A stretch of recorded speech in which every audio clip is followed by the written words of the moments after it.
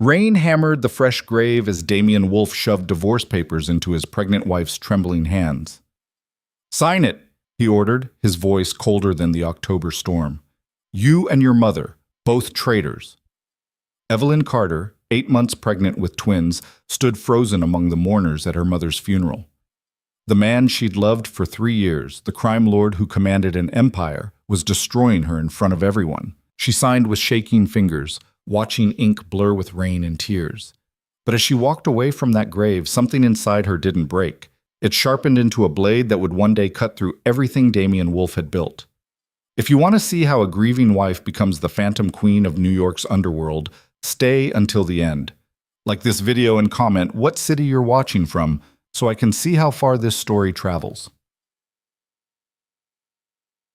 The cemetery looked like something out of a Gothic painting, all gray headstones and skeletal trees against a bruised October sky. Evelyn stood at the edge of her mother's grave, one hand pressed against her swollen belly, where the twins kicked restlessly, the other clutching a wilted bouquet of her mother's favorite white roses. The rain had started as a drizzle during the service, but now fell in earnest, turning the freshly dug earth into dark mud that sucked at the mourners' shoes. There were maybe 20 people there. Her mother hadn't had many friends. That's what happens when you spend 30 years as a housekeeper for one of New York's most dangerous families. Most of the faces Evelyn recognized were other staff from the Wolfe estate, people who'd worked alongside Margaret Carter, who'd shared her coffee breaks and covered her shifts when she was sick. They stood in a respectful cluster, black umbrellas forming a canopy of shared grief. Damien stood apart. He always stood apart. That was part of his power, the way he could be in a crowd and still seem untouchable. At 32, Damien Wolfe was everything the tabloids said he was. Devastating to look at, brilliant in business, and absolutely ruthless when crossed. Dark hair, darker eyes, the kind of face that belonged on magazine covers if he hadn't chosen a different kind of empire. He wore a black suit that probably cost more than most people's cars, and he held an umbrella over himself with the casual arrogance of a man who'd never had to ask for shelter. They'd been married for 3 years. Evelyn had fallen for him hard and fast, the kind of stupid, reckless love that burns bright and leaves scars. She'd been finishing her surgical residency when they met at a hospital fundraiser. He was there because his family foundation had donated a new wing. She was there because her attending physician had insisted. He'd cornered her by the dessert table and asked her opinion on the hospital's trauma protocols with genuine interest, not the fake curiosity rich people usually performed. By the end of the night, she'd given him her number. By the end of the month, she'd learned what he really did for a living. She'd married him anyway. That was the first mistake. The second was believing she could keep her mother safe. "Mrs. Wolfe?" The funeral director approached with rehearsed sympathy, his shoes making wet, squelching sounds in the mud. "We're ready to conclude the service. Would you like to say any final words?" Evelyn shook her head. She'd said her goodbye at the hospital 3 days ago, holding her mother's cooling hand and promising things she now knew she couldn't keep. Margaret Carter had died of a sudden heart attack. At least that's what the death certificate said. But in her final moments of consciousness, she'd gripped Evelyn's wrist with surprising strength and whispered words that still haunted her. "The files. Check my apartment. Don't trust..." Then nothing. Just the long mechanical whine of the heart monitor flatlining. Evelyn hadn't been able to get to her mother's apartment yet. Between arranging the funeral, managing her own grief, and dealing with the physical exhaustion of late pregnancy, there simply hadn't been time. The mourners began dispersing, offering quiet condolences as they passed. Mrs. Chen, who'd been her mother's closest friend among the staff, squeezed her hand. "Your mama was so proud of you, doctor," she whispered. "She talked about you every day." Evelyn managed a smile that felt like glass cutting her face. "Thank you for coming." One by one they left, until it was just Evelyn and Damien and the grave between them. He approached slowly, his footsteps deliberate, controlled. Everything Damien did was controlled. She'd once found it attractive, that iron discipline, that unshakable calm. Now it just made her cold. "We need to talk," he said. "At my mother's funeral?" Evelyn's voice came out rough, raw from crying and from the strain of holding herself together. "Can't this wait until—" "No." He pulled an envelope from inside his jacket. Thick, cream-colored paper. Expensive. "It can't." Something in his tone made her stomach drop. The twins kicked harder, as if sensing her sudden spike of adrenaline. "Damien, what?" "I know about the embezzlement." His voice was flat, emotionless. "Business. $3 million over the past 2 years, funneled through offshore accounts your mother set up. I know about the information she was selling to the Calabrese family, shipment schedules, security protocols, names of our people. I know everything." The world tilted. "What are you talking about?" "Don't." The word cracked like a whip. "Don't insult me by pretending. Vincent found the evidence 3 weeks ago. We've been watching, waiting to see how deep this went." He thrust the envelope toward her. "Your mother was a traitor, and given your joint bank account and the fact that you somehow afforded a down payment on that brownstone in Brooklyn last year on a resident's salary, I can only assume you were in on it." Evelyn's hands were shaking so badly she could barely hold the envelope. Inside were divorce papers. She could see the official stamps, the legal jargon, her name and his name, and the word dissolution in bold letters across the top. "My mother would never," she started. "Your mother was a housekeeper who suddenly had $200,000 in her savings account 3 months ago." "Where did that come from, Evelyn? Her generous tips?" His sarcasm was brutal, cutting. "The evidence is irrefutable. Vincent has bank statements, emails, recorded phone calls. Your mother was selling us out to our enemies, and the money trail leads straight to you." Vincent Shaw, Damien's oldest friend, his most trusted advisor. The man who'd been there when Damien inherited the family business at 25, who'd helped him consolidate power, who'd stood beside him through territory wars and federal investigations. If Vincent said something, Damien believed it. "I didn't..." Evelyn's voice broke. "Damien, please. I would never betray you. My mother wouldn't..." "Sign the papers." "Damien, sign them." His voice dropped lower, colder. "Or I'll have you arrested as an accessory. You're carrying my children, so I'm giving you this one chance. Sign, walk away, and I won't press charges. I'll even give you a settlement, $2 million, which is less than what you stole but more than generous, considering I could have you rotting in a cell right now." The rain was soaking through her black dress. She was shivering, her teeth chattering, but she couldn't tell if it was from cold or shock or the sheer impossibility of what was happening. "I'm 8 months pregnant," she whispered. "I'm aware." "These are your daughters." Something flickered across his face, pain maybe, or regret. But it was gone so fast she might have imagined it. "That's why I'm being merciful. Sign the papers, Evelyn. Take the money. Disappear. Give our children a better mother than yours was." The cruelty of that last sentence hit her like a physical blow. She looked down at the divorce papers, at the pen he was holding out to her, at the fresh grave where her mother lay. Margaret Carter had been a good woman, quiet, hardworking, devoted. She'd raised Evelyn alone after her father died, working double shifts to pay for her daughter's education. She'd been so proud when Evelyn got into medical school, even prouder when she completed her surgical residency. She'd never stolen anything in her life, had in fact returned a $20 bill once when a cashier gave her too much change, walking 3 blocks back to the store in the rain. But the evidence, Vincent had evidence. Evelyn's mind raced.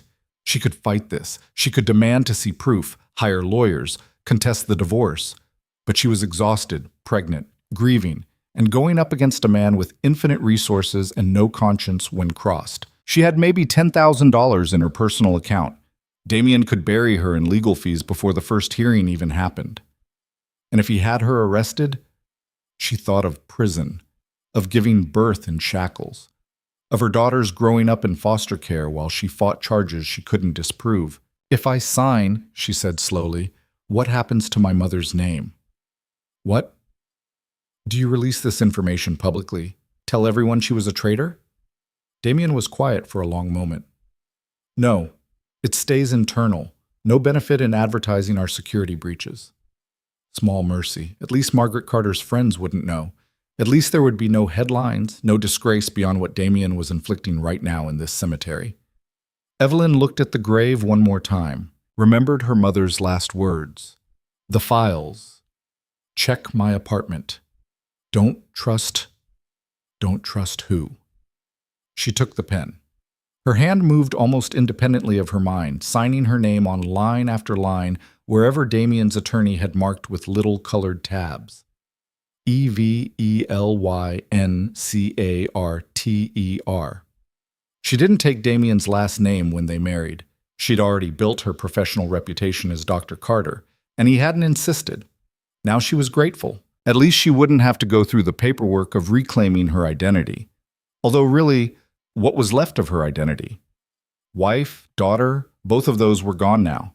Just surgeon, just mother, just survivor. When she finished signing, Damien took the papers back without a word. He pulled out another envelope, this one containing what looked like a cashier's check. $2 million, he said. It'll be cleared by tomorrow morning. I'm not heartless, Evelyn. Use it to give my daughters a good life. She took the check with numb fingers. One more thing. Damien's voice was harder now, businessman concluding a deal. You don't contact me. You don't contact anyone in my organization. You don't come back to the house. Anything you left there will be packed and shipped to wherever you're staying. And you don't tell anyone about my business. The NDA you signed when we got married is still in effect. If you violate it, the money disappears and the charges come back. Understood? What about the babies? The question came out small, broken. What about them? Do you want to know them? Be in their lives? For just a second, something human crossed his face, but then his jaw tightened and he shook his head. Children of a traitor. Better they grow up not knowing what their grandmother was. Better I don't complicate things. He paused. If you need anything, medical expenses, emergency funds, have your lawyer contact mine, but no direct communication, that's the condition. He was erasing her, cleanly, efficiently, the way he eliminated any liability in his business. Evelyn wanted to scream, wanted to throw the money in his face, demand he look at her, really look at her, and see that she was telling the truth. But she was so tired, bone tired, soul tired, and the babies were kicking like they could sense her distress, and she needed to protect them even if she couldn't protect herself.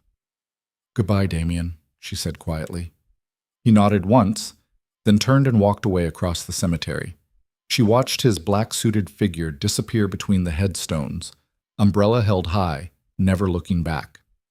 When he was gone, she sank onto the wet bench beside her mother's grave and finally let herself fall apart. 3 days later, Evelyn stood in her mother's apartment in Queens with a duffel bag and a sense of surreal disconnection from reality.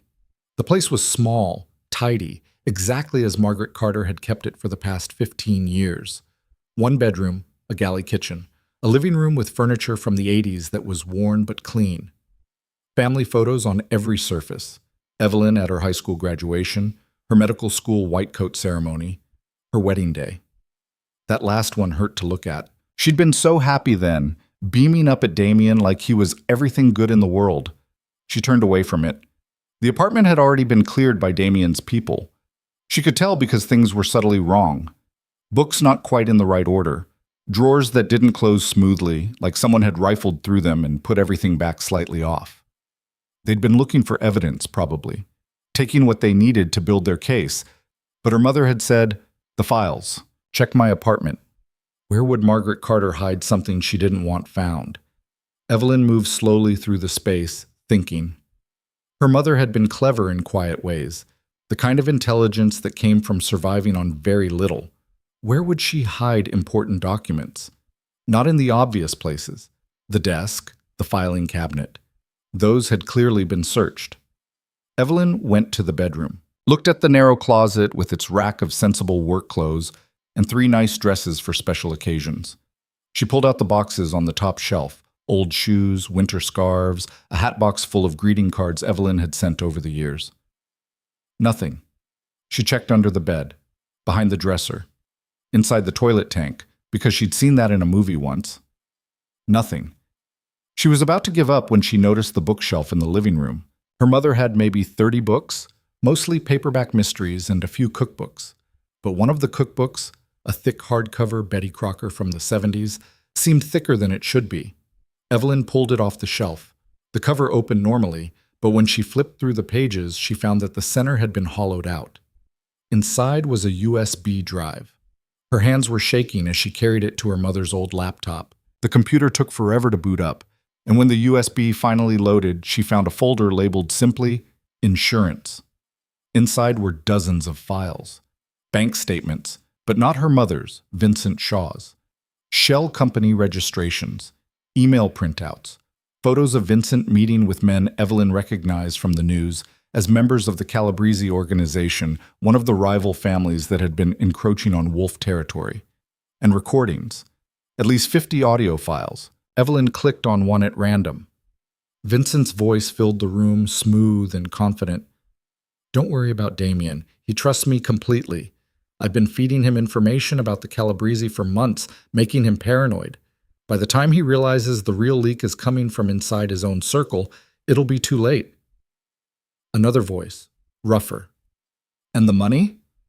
"Routed through the housekeeper's accounts like we planned. If anyone looks, they'll find exactly what we want them to find. Margaret Carter takes the fall, and I walk away clean with my cut." Evelyn's vision blurred. She clicked on another file. This one was dated 3 weeks before her mother's death. Vincent again. "She's getting suspicious. The old woman. I saw her looking at my computer when I left the study unlocked. We might have a problem. Can you handle it?" "I can handle anything. A woman her age with her medical history? Heart attacks are so convenient." Evelyn's stomach lurched. She barely made it to the bathroom before she vomited. When she came back, wiping her mouth with shaking hands, she stared at the laptop screen. Her mother hadn't been a traitor. Her mother had discovered the real traitor and had been murdered for it. And Evelyn had signed divorce papers over her grave because she'd been too weak, too broken, too pregnant, and desperate to fight. The rage that filled her then was unlike anything she'd ever felt. It was cold, surgical, precise, the kind of anger that didn't explode. It planned.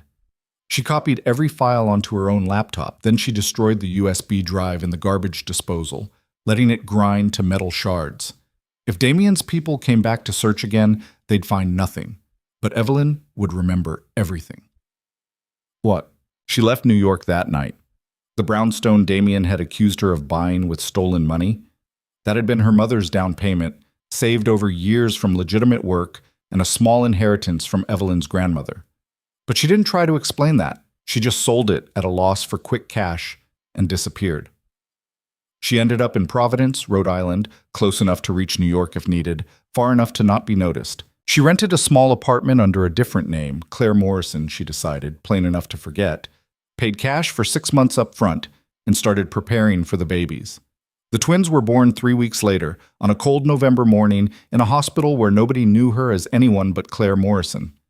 She'd chosen Providence precisely because of its excellent but understated hospitals, places that specialized in difficult deliveries but didn't ask too many questions. The labor was hard, 18 hours of it, and because the babies were positioned awkwardly, the doctors kept mentioning C-section. But Evelyn was stubborn and also terrified of major surgery while basically alone in the world. She pushed through it, and at 6:47 a.m., her first daughter was born.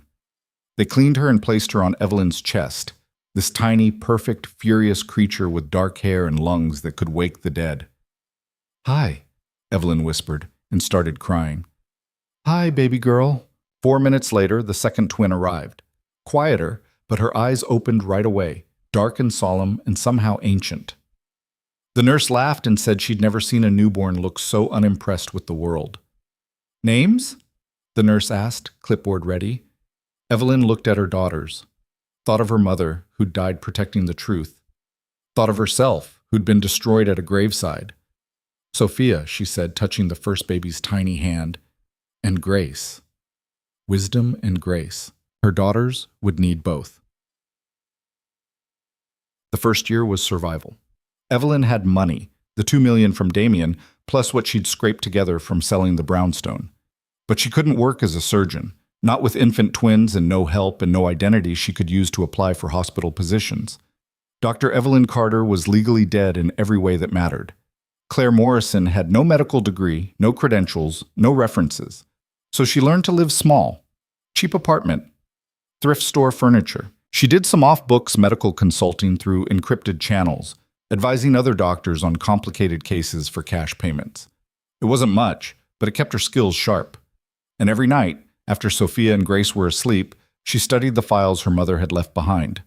Vincent Shaw had been methodical in his betrayal. The recordings and documents showed years of careful planning, selling information to the Calabrese family, embezzling money through increasingly complex shell companies, positioning himself to eventually take over when Damien's organization collapsed from the inside. But he'd made mistakes. Small ones. But they were there. He'd used the same laptop for secure communications and personal emails. He'd met his Calabrese contacts at the same restaurant in Brooklyn 3 times. He'd kept paper records as insurance against his own partners, which meant there were copies somewhere. Evelyn began to map his network. Not just Vincent himself, but everyone he worked with. The other Wolf lieutenants who were secretly on his payroll. The lawyers who managed his shell companies. The accountants who cooked his books. She also studied Damien's organization.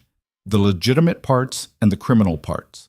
The business holdings, the territory divisions, the alliances and enemies. She learned the names of every captain, every soldier, every associate. She tracked their movements, their deals, their weaknesses. It took her 6 months to realize what she was doing.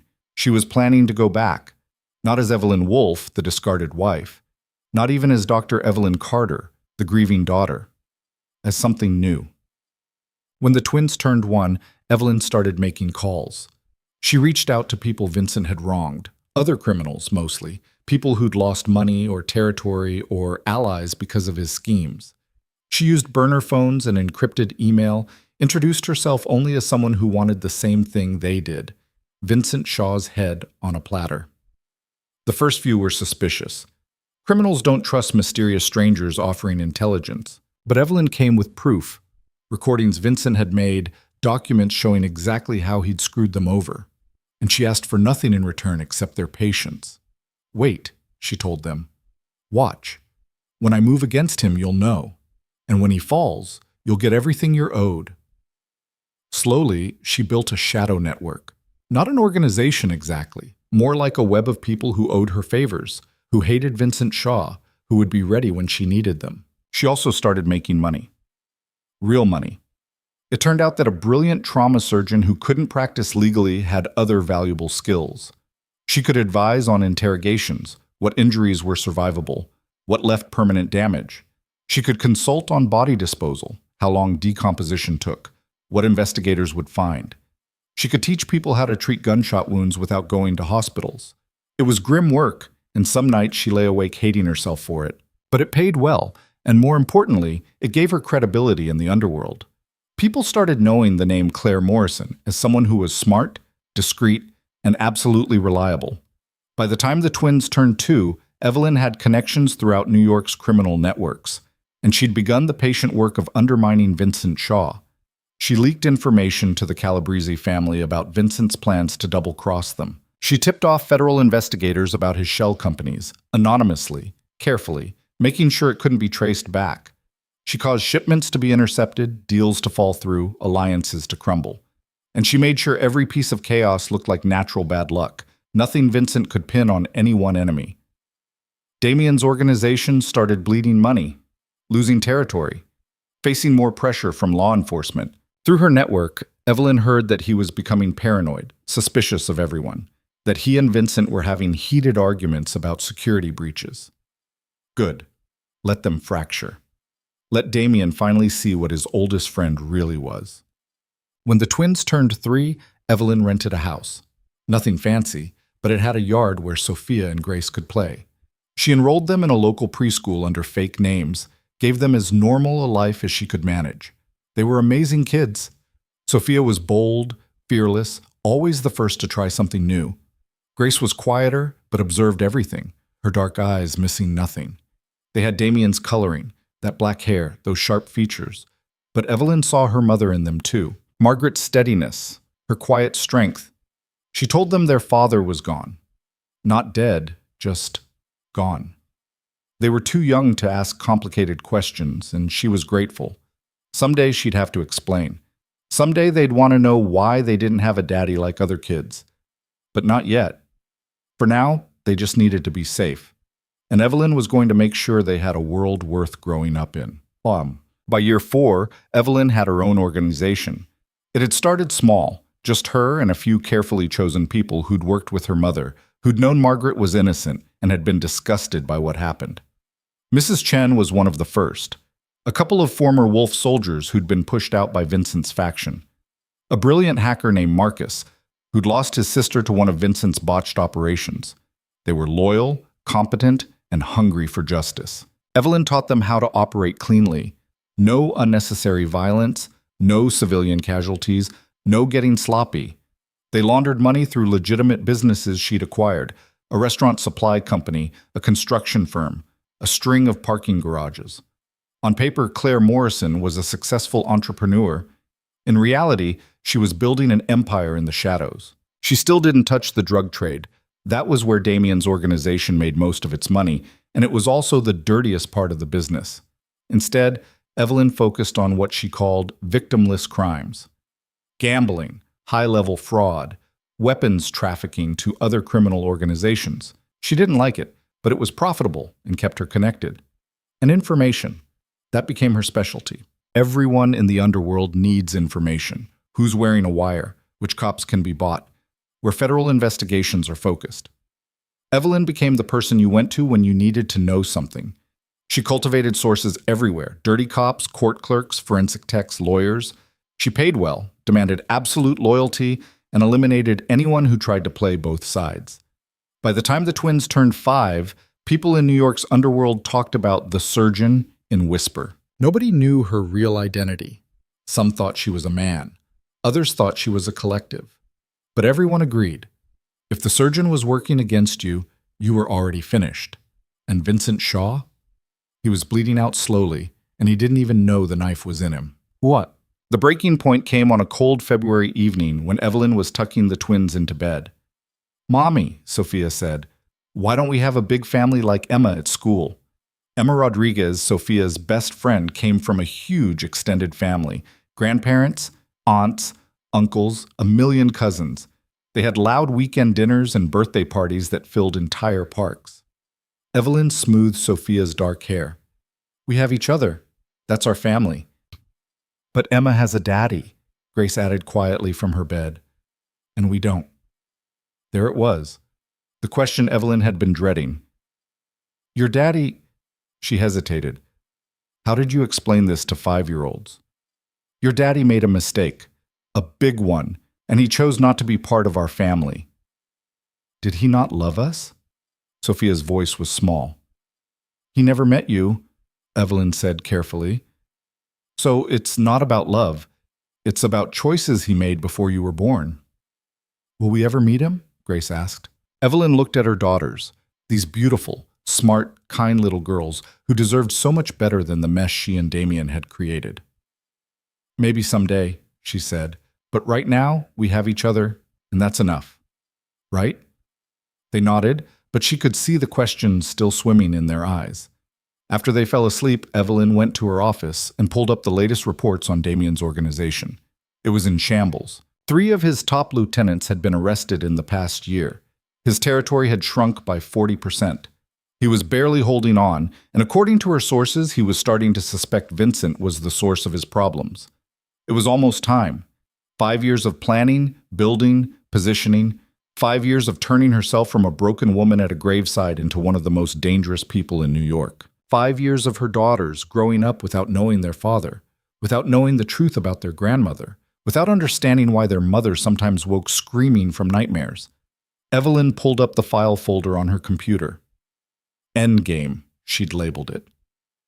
Inside were copies of every recording, every document, every piece of evidence her mother had collected, plus 5 years' worth of additional material Evelyn had gathered, financial records, surveillance footage, testimony from people Vincent had wronged.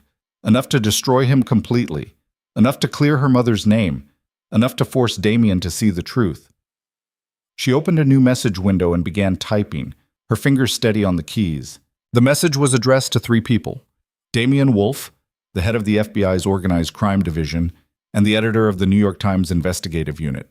Subject line: the truth about Vincent Shaw. But she didn't send it, not yet. First, she needed to make one more move, the final piece, the one that would bring everything into the light and force everyone to face what they'd done. She needed to come home. The next morning, Evelyn made arrangements for Mrs. Chen to watch the twins. "I have a business trip," she said. "Just a few days." Mrs. Chen, who'd been helping with the girls since they were babies, nodded. She was one of the few people who knew who Claire Morrison really was, and she never asked questions she didn't need answers to. "Be careful," was all she said. Evelyn drove to New York that afternoon. She'd been back a few times over the past 5 years for business, but always briefly, always in disguise, always moving through the shadows. This time was different. This time she was coming back as herself. She checked into a hotel in Manhattan under her real name, Dr. Evelyn Carter. Walked through the lobby with her head high. Made sure she was seen by people who would report back to Damien. It took less than 6 hours for him to track her down. The knock on her hotel room door came at 11 p.m. Evelyn checked the peephole, saw the man standing there, and smiled grimly. Marcus, her lieutenant, was in the room next door with 2 others, ready to intervene if needed. But she didn't think it would come to that. She opened the door. Damien Wolfe looked like hell. He'd aged more than 5 years should account for. New lines around his eyes, gray threading through his dark hair. He was still handsome, still carried himself with authority, but there was something brittle about him now. Something wounded. "Evelyn," he said, and his voice was hoarse. "Damien." They stared at each other across the threshold. "Can I come in?" he asked. She stepped aside. He closed the door behind him but didn't move further into the room. Just stood there, hands in his pockets, looking at her like she was a ghost he couldn't decide was real. "You look different," he said finally. Evelyn knew what he meant. She'd cut her hair shorter, wore it straight now instead of the soft waves she used to maintain. She'd lost the pregnancy weight and then some. All those years of stress and careful eating and the kind of lean muscle you build from never feeling safe. But it was more than physical. She could see it in his eyes, the way he was trying to reconcile the woman in front of him with the one he'd destroyed at a cemetery 5 years ago. "People change," she said.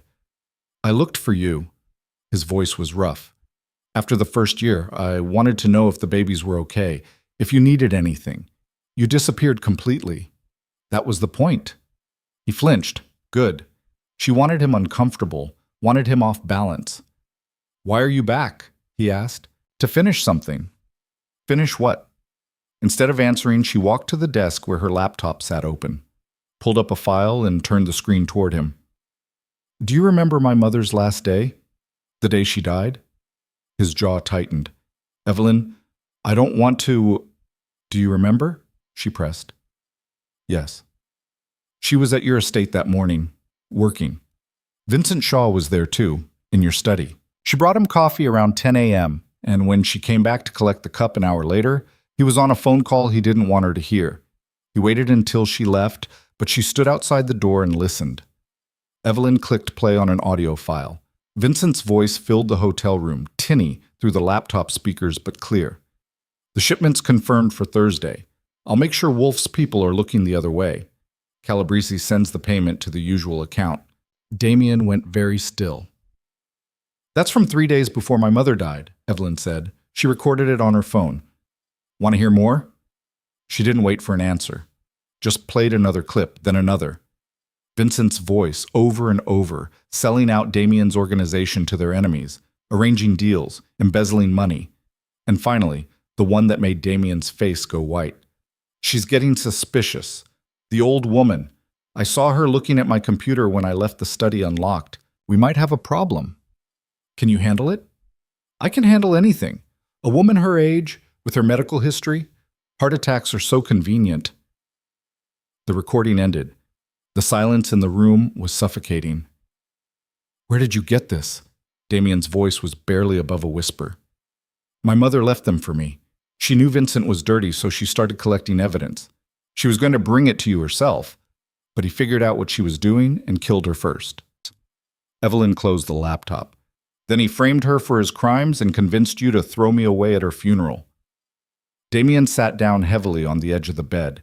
He looked like someone had gut-punched him.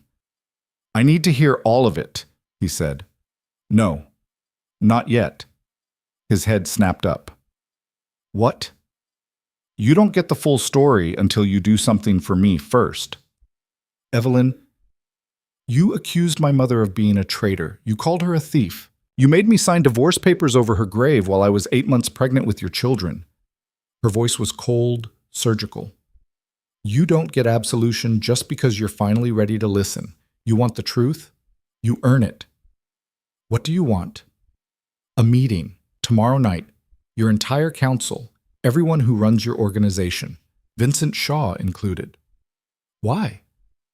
Because I'm going to prove what he did, in front of everyone, and you're going to sit there and watch. Damien studied her face. Whatever he saw there made him nod slowly. Okay? Okay. I'll set it up. 8 p.m. tomorrow, my estate. But Evelyn, he paused. If this is some kind of revenge play, if you're planning something that puts my people at risk, your people, she interrupted, have been dying for 5 years because Vincent Shaw has been selling you out to every enemy you have. I'm not the threat here. I'm the solution. He stood up, moved toward her like he was going to touch her, then thought better of it. The babies, our daughters, are they? They're not your daughters, Evelyn said flatly. You gave up that right when you signed the papers. They're mine. Something crumbled in his expression. I was wrong. About your mother. About you. If I could take it back, you can't, and I don't care about your regrets. I care about clearing my mother's name and making sure Vincent Shaw pays for what he did.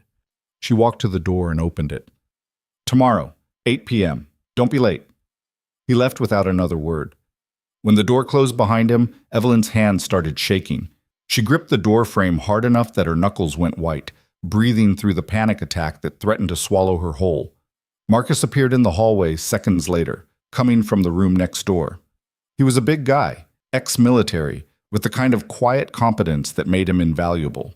You good? No, Evelyn said honestly. But I will be. He bought it? He'll set up the meeting. And you're sure about this? Going into his territory, surrounded by his people? Evelyn straightened up, forced her hands to stop shaking. Vincent thinks I'm still the broken woman from the cemetery. Damien thinks I'm here for justice. Neither of them understands what I actually am now. And what's that? She smiled, and it wasn't a nice expression. Someone who learned from the best how to destroy an empire from the inside. The next day was a blur of preparation.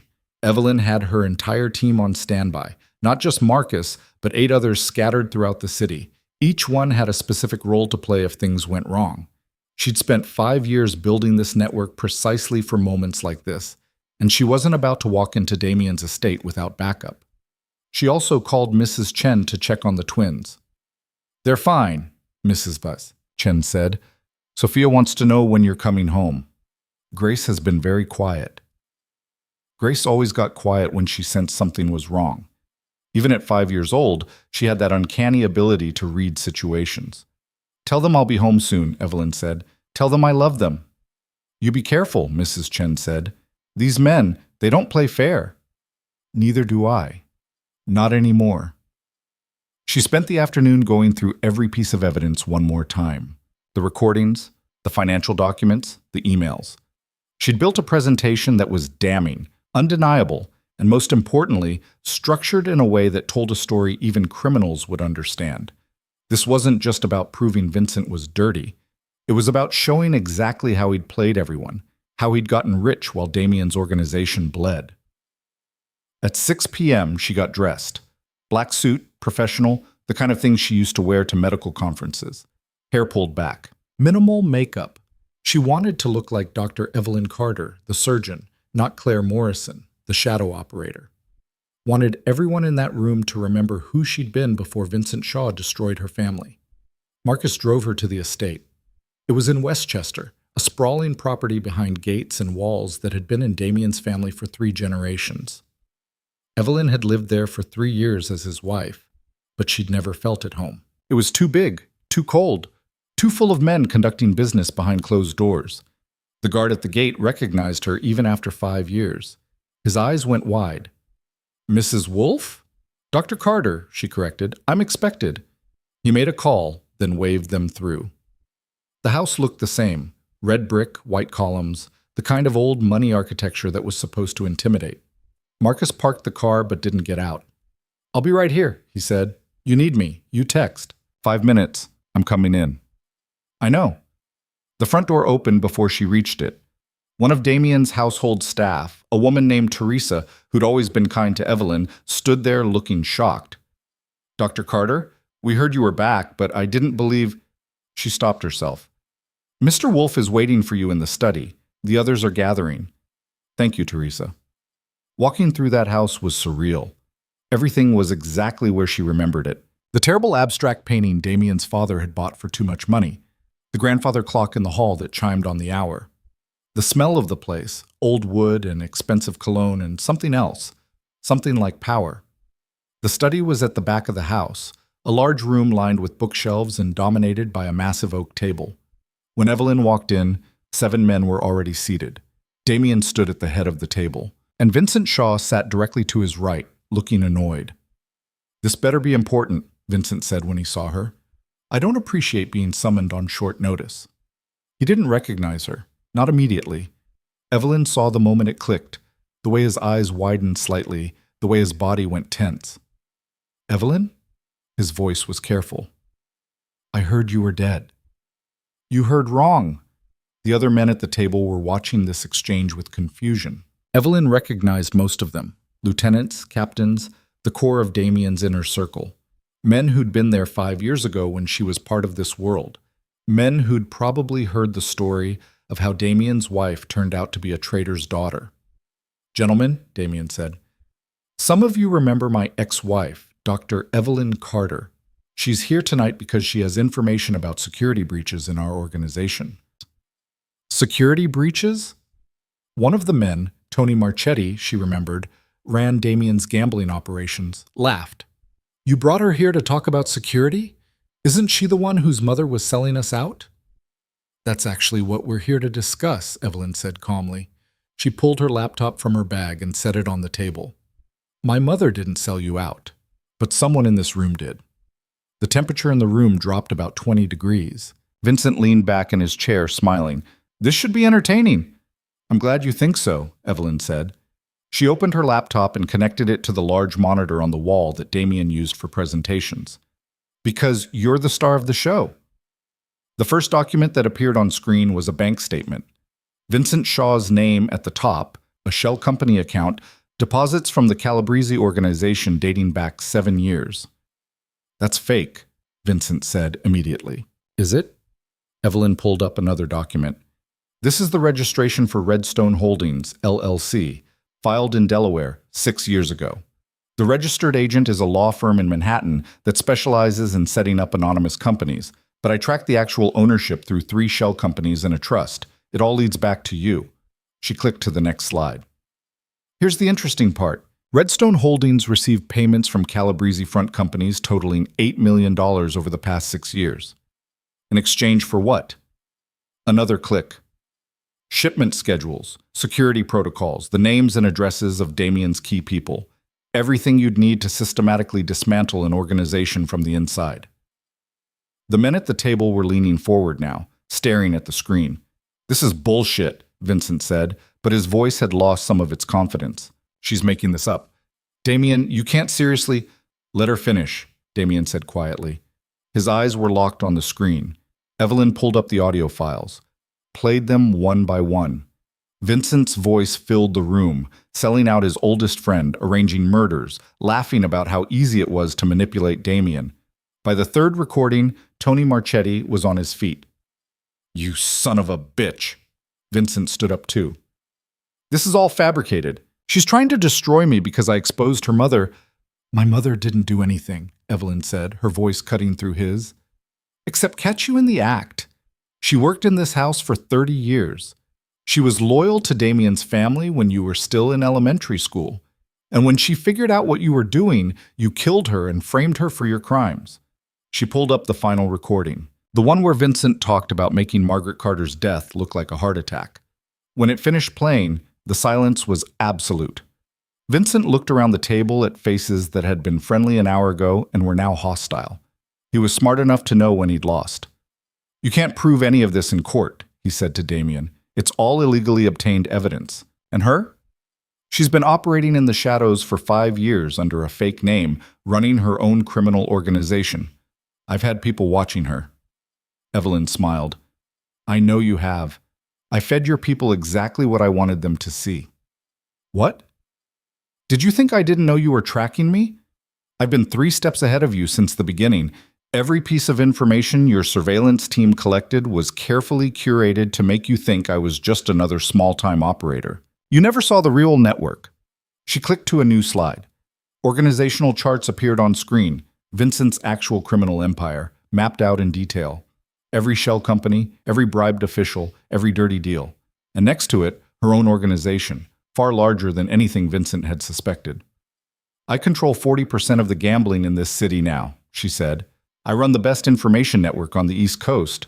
I've built relationships with people you've spent years pissing off. And for the past year, I've been systematically destroying every move you make. She looked at him. The shipment that got intercepted last month? I tipped off the FBI. The deal with the Russians that fell through? I convinced them you were skimming. That police raid on your warehouse in Brooklyn? I provided them with probable cause. Vincent's face had gone red. You're admitting to multiple felonies in front of witnesses. Yes, Evelyn said. But here's the thing. Everyone in this room commits felonies for a living, and right now they're a lot angrier at you than they are at me. She wasn't wrong. The men around the table were staring at Vincent like they wanted to tear him apart. Tony Marchetti's hand was moving toward the gun she knew he carried. Another lieutenant, Paul DeMarco, was gripping the table so hard his knuckles were white. Damien, Vincent said, turning to him desperately. We've been friends for 20 years. You're really going to believe her over me? Damien had been silent through the entire presentation, just sitting there absorbing it all. Now he stood up, and his face was terrible to look at. 20 years, he said softly. I trusted you with everything, my business, my family's legacy, my life. He paused. You killed an innocent woman. You destroyed my marriage. You sold me out to my enemies and smiled to my face while you did it. It was just business, Vincent said. The organization was getting weak. Your father's old-fashioned rules, refusing to expand into drugs, being squeamish about collateral damage. I was trying to save... He didn't get to finish. Damien moved faster than Evelyn had ever seen him move, crossing the space between them and slamming Vincent against the bookshelf hard enough to knock books to the floor. My father built this organization on principle, Damien snarled. He kept us clean enough that we could operate without bringing down federal task forces every 6 months. He protected the neighborhood, kept the violence contained, made sure we weren't just another gang terrorizing civilians. And you thought that was weakness? Vincent tried to shove him off, but Damien was stronger, angrier. You're choking on the past, Damien. The world changed. I was trying to make you relevant. By betraying me? By murdering a woman who worked for my family for 3 decades? Damien shook him. By making me divorce my wife and abandon my children? That made Vincent pause. Children? She was pregnant, you idiot. 8 months pregnant at the funeral. I have twin daughters I've never met because you convinced me their grandmother was a traitor. Something flickered across Vincent's face. Surprise, maybe calculation. Daughters? Where are they? The question made Evelyn's blood run cold. The way Vincent asked it, like he was already thinking about leverage, about hostages. Don't, she said sharply. Don't even think about it. Vincent's eyes met hers, and she saw the exact moment he decided she was the real threat in the room. Not Damien, not the other lieutenants. Her. Because she'd spent 5 years building something that could rival their power, and she'd done it while raising 2 children and staying completely hidden. You know what I think, Vincent said. I think you've gotten too big for your situation. Running around playing criminal mastermind when you're really just a doctor with a grudge. You want to bring me down? Fine. But you're coming with me.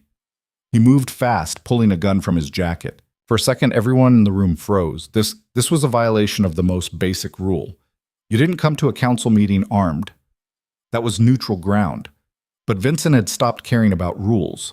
The gun wasn't pointed at Damien, it was pointed at Evelyn. Here's what's going to happen, Vincent said. I walk out of here, right now. And if anyone tries to stop me, Dr. Carter gets to see what happens when you bring a civilian into the real world. Vincent, Damien started. Shut up. Vincent's hand was steady on the gun. 5 years, Evelyn. 5 years you spent building your little empire, thinking you were so smart. But you made one mistake. You came here in person. You walked right into our territory thinking you were protected by righteous anger and a laptop full of evidence. He smiled. You should have stayed hidden. Evelyn's heart was hammering, but she kept her voice level. If you shoot me, you'll never leave this room alive. Maybe not, but you'll still be dead. It was Tony Marchetti who broke the stalemate. He'd been sitting quietly, processing everything, and now he stood up with his own gun drawn. Put it down, Vincent. Stay out of this, Tony. Can't do that. Lady just proved you've been stealing from all of us. The Calabrese money you were taking, that came out of our territories, our profits. Tony's jaw was tight. My nephew died in a hit last year that we thought was random, but looking at your timeline, that was right after you sold his route schedule to our enemies. Your nephew was sloppy, Vincent said. Wrong thing to say. Paul DeMarco stood up too, gun out. Then another lieutenant. Within seconds, Vincent was facing 5 drawn weapons, and Damien's barely contained rage. You're not walking out of here, Damien said. Not alive, anyway. Vincent's expression shifted through several emotions. Anger, calculation, and finally something like desperation, the gun wavering slightly in his hand. I have insurance, he said. Files, recordings, enough evidence to bring down everyone in this room. I've been collecting for years. Anything happens to me, it all goes to the FBI. Bluff, Tony said. You want to test that. Evelyn spoke up, her voice calm despite the gun still pointed in her direction. He's not bluffing. Vincent's too paranoid not to have a backup plan. But here's what you don't know. I already found your insurance files. 3 months ago. Took them out of your lawyer's safe and replaced them with blank drives. Your dead man's switch? It's got nothing to send. Vincent's face went pale. You're lying. Am I? Your lawyer is Bernard Kowalski, office in Lower Manhattan. You keep the files in a safe behind the painting of the Brooklyn Bridge. Combination is your mother's birthday backwards. Want me to keep going? She'd spent 2 months planning the break-in, another month finding someone skilled enough to crack the safe without triggering alarms. It had cost her a fortune and several favors she'd rather not have owed, but it had been worth it to see the look on Vincent's face right now. You know what the difference between you and me is? Evelyn continued. You thought being ruthless meant you'd win. I learned that being thorough beats being ruthless every single time. The gun in Vincent's hand dropped slightly. He was realizing finally that he had no moves left. No leverage, no escape routes, no insurance. Damien took a step forward. Give me the gun. So you can execute me? I don't think so. I'm not going to execute you, Damien said. I'm going to hand you over to the Calabrese family. Let them deal with you for all the times you sold them out, too. That was a death sentence worse than anything Damien could do himself. The Calabrese had a reputation for making examples of traitors. Vincent knew exactly what awaited him. No, he said. No, you can't. He swung the gun back toward Evelyn, finger tightening on the trigger. 3 things happened at once. Damien lunged forward, trying to knock the gun aside. Tony Marchetti fired his own weapon, and Evelyn dropped to the floor, her body moving on instinct from years of trauma training where seconds mattered. The gunshot was deafening in the enclosed study. Evelyn hit the ground hard, her shoulder slamming into the chair leg. For a second, she couldn't breathe, couldn't think, just registered chaos and shouting and the smell of gunpowder. Then Damien was there, pulling her to her feet, his hands checking her for injuries. Are you hit? Evelyn, look at me, are you hit? She shook her head, dazed, looked past him to where Vincent lay on the floor, blood spreading from a shoulder wound. Not fatal, but enough to take him down. Tony stood over him, gun still drawn. Stay down! Vincent was groaning, clutching his shoulder. The gun had fallen several feet away. Paul DeMarco kicked it further across the room, then pulled out his phone to call their doctor, the one who handled injuries they couldn't take to hospitals. Evelyn's laptop was on the floor where it had fallen. She picked it up with shaking hands, checked that it wasn't damaged. All that evidence, 5 years of work. She couldn't lose it now. We need to call this in, one of the other lieutenants said. Get Vincent processed. Processed? Evelyn looked at Damien. What does that mean? It means we have procedures for dealing with traitors, Damien said. His face was grim. He'll be questioned, thoroughly, then handed over to people who have grievances. It's not pretty. I don't care if it's pretty, Evelyn said. I care that he pays for what he did. But I need one thing first. What? A confession, on record. Full details about my mother's murder, the embezzlement, all of it. Something that will hold up legally. Damien frowned. Why would you need that? The evidence you have is already inadmissible in court, like Vincent said. I can use it here, in this world, but if I want my mother's name cleared publicly, if I want her death certificate amended, her reputation restored with the people who knew her, I need a confession that can be submitted to law enforcement. You want to go to the police with this? Tony sounded incredulous. I want my mother's obituary corrected, Evelyn said firmly. I want everyone who thought she was a thief to know the truth. Vincent took everything from her, her life, her reputation, her dignity. I want it back. Damien studied her for a long moment, then nodded. Okay, we'll get your confession, but Evelyn, after that he's ours. You don't get to dictate what happens to him beyond that point. Fine. As long as he suffers, I don't care who does it. The doctor arrived 20 minutes later, a nervous man with a medical bag who'd clearly done this many times before. He patched Vincent's shoulder while two of the lieutenants held him down, and he cursed and threatened and tried to bargain. Nobody was interested in his bargains. When the bullet was out and the wound stabilized, they moved him to a basement room that Evelyn remembered seeing once during her marriage. Damien had called it a secure space. She'd thought it was for storage. Now she realized it was for this, holding people who needed to be held, questioning people who needed to be questioned. The room was concrete, windowless, with a drain in the floor that made Evelyn's stomach turn when she understood what it was for. They cuffed Vincent to a chair, set up a camera.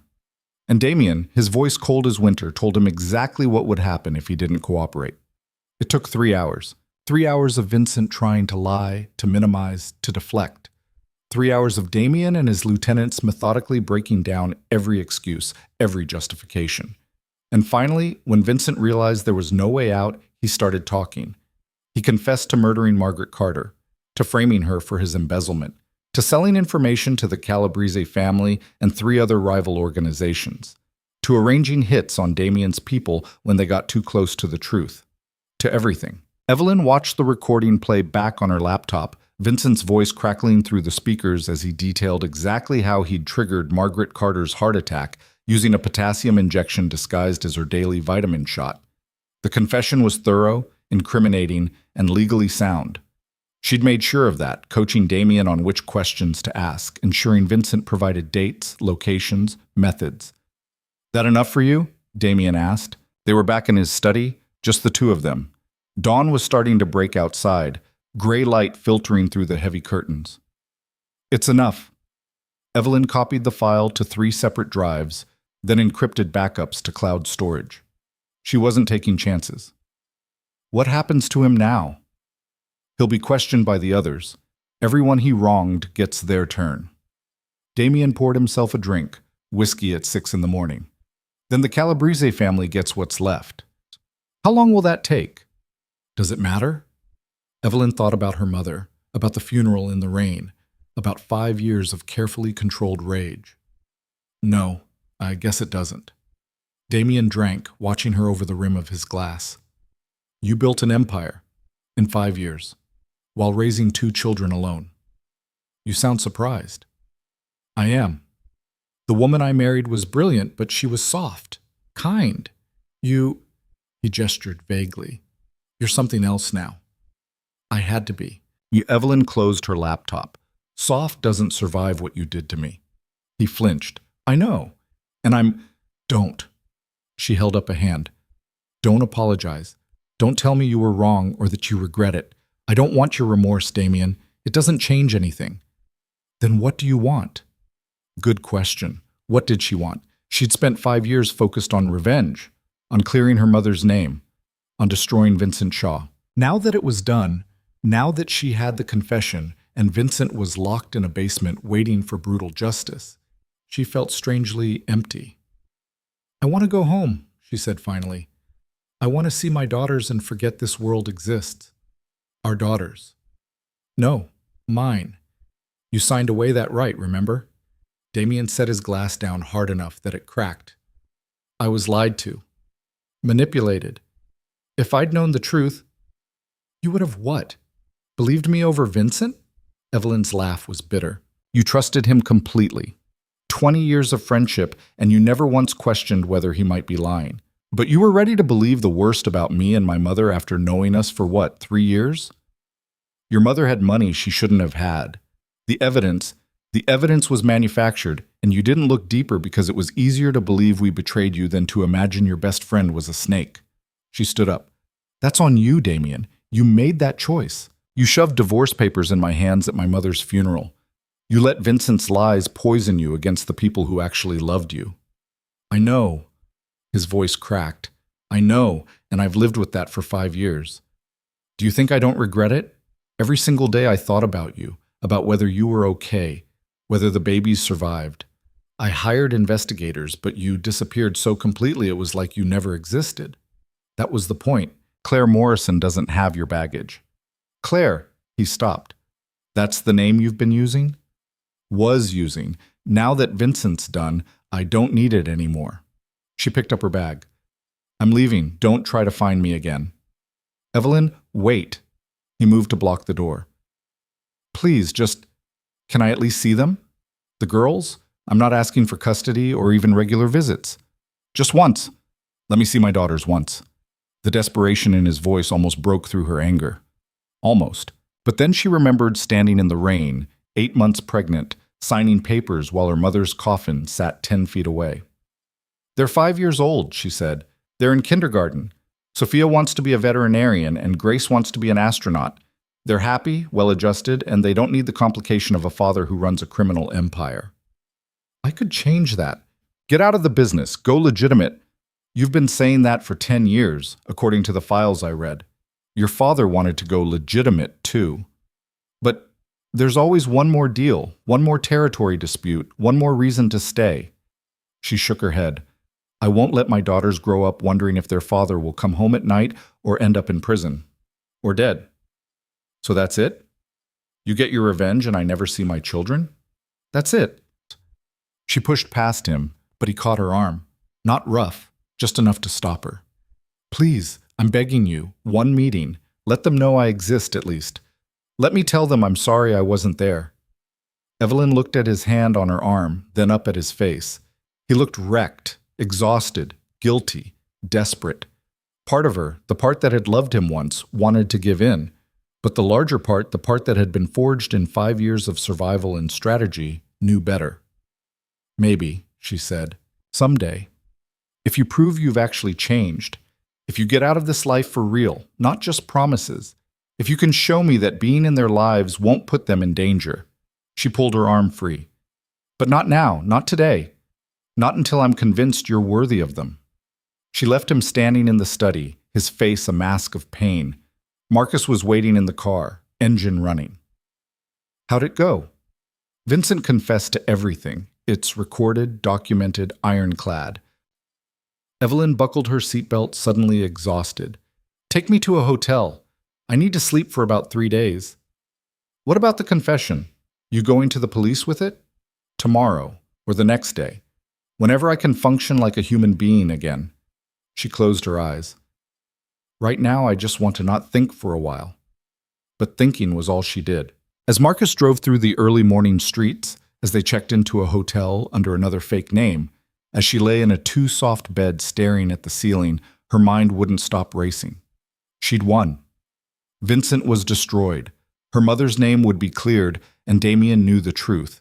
Everything she'd worked for, everything she'd sacrificed, had paid off.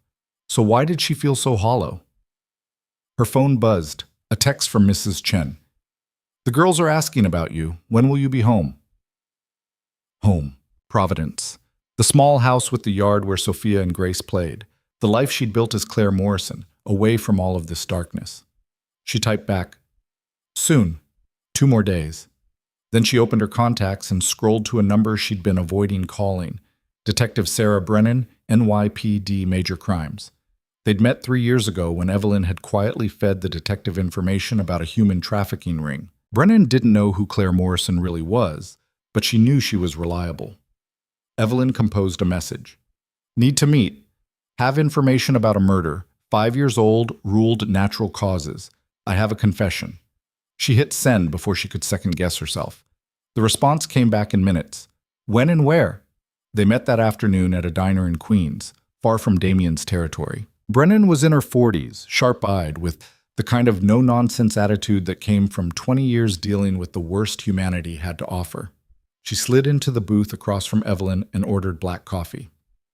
"This about the trafficking ring tip you gave me?" she asked.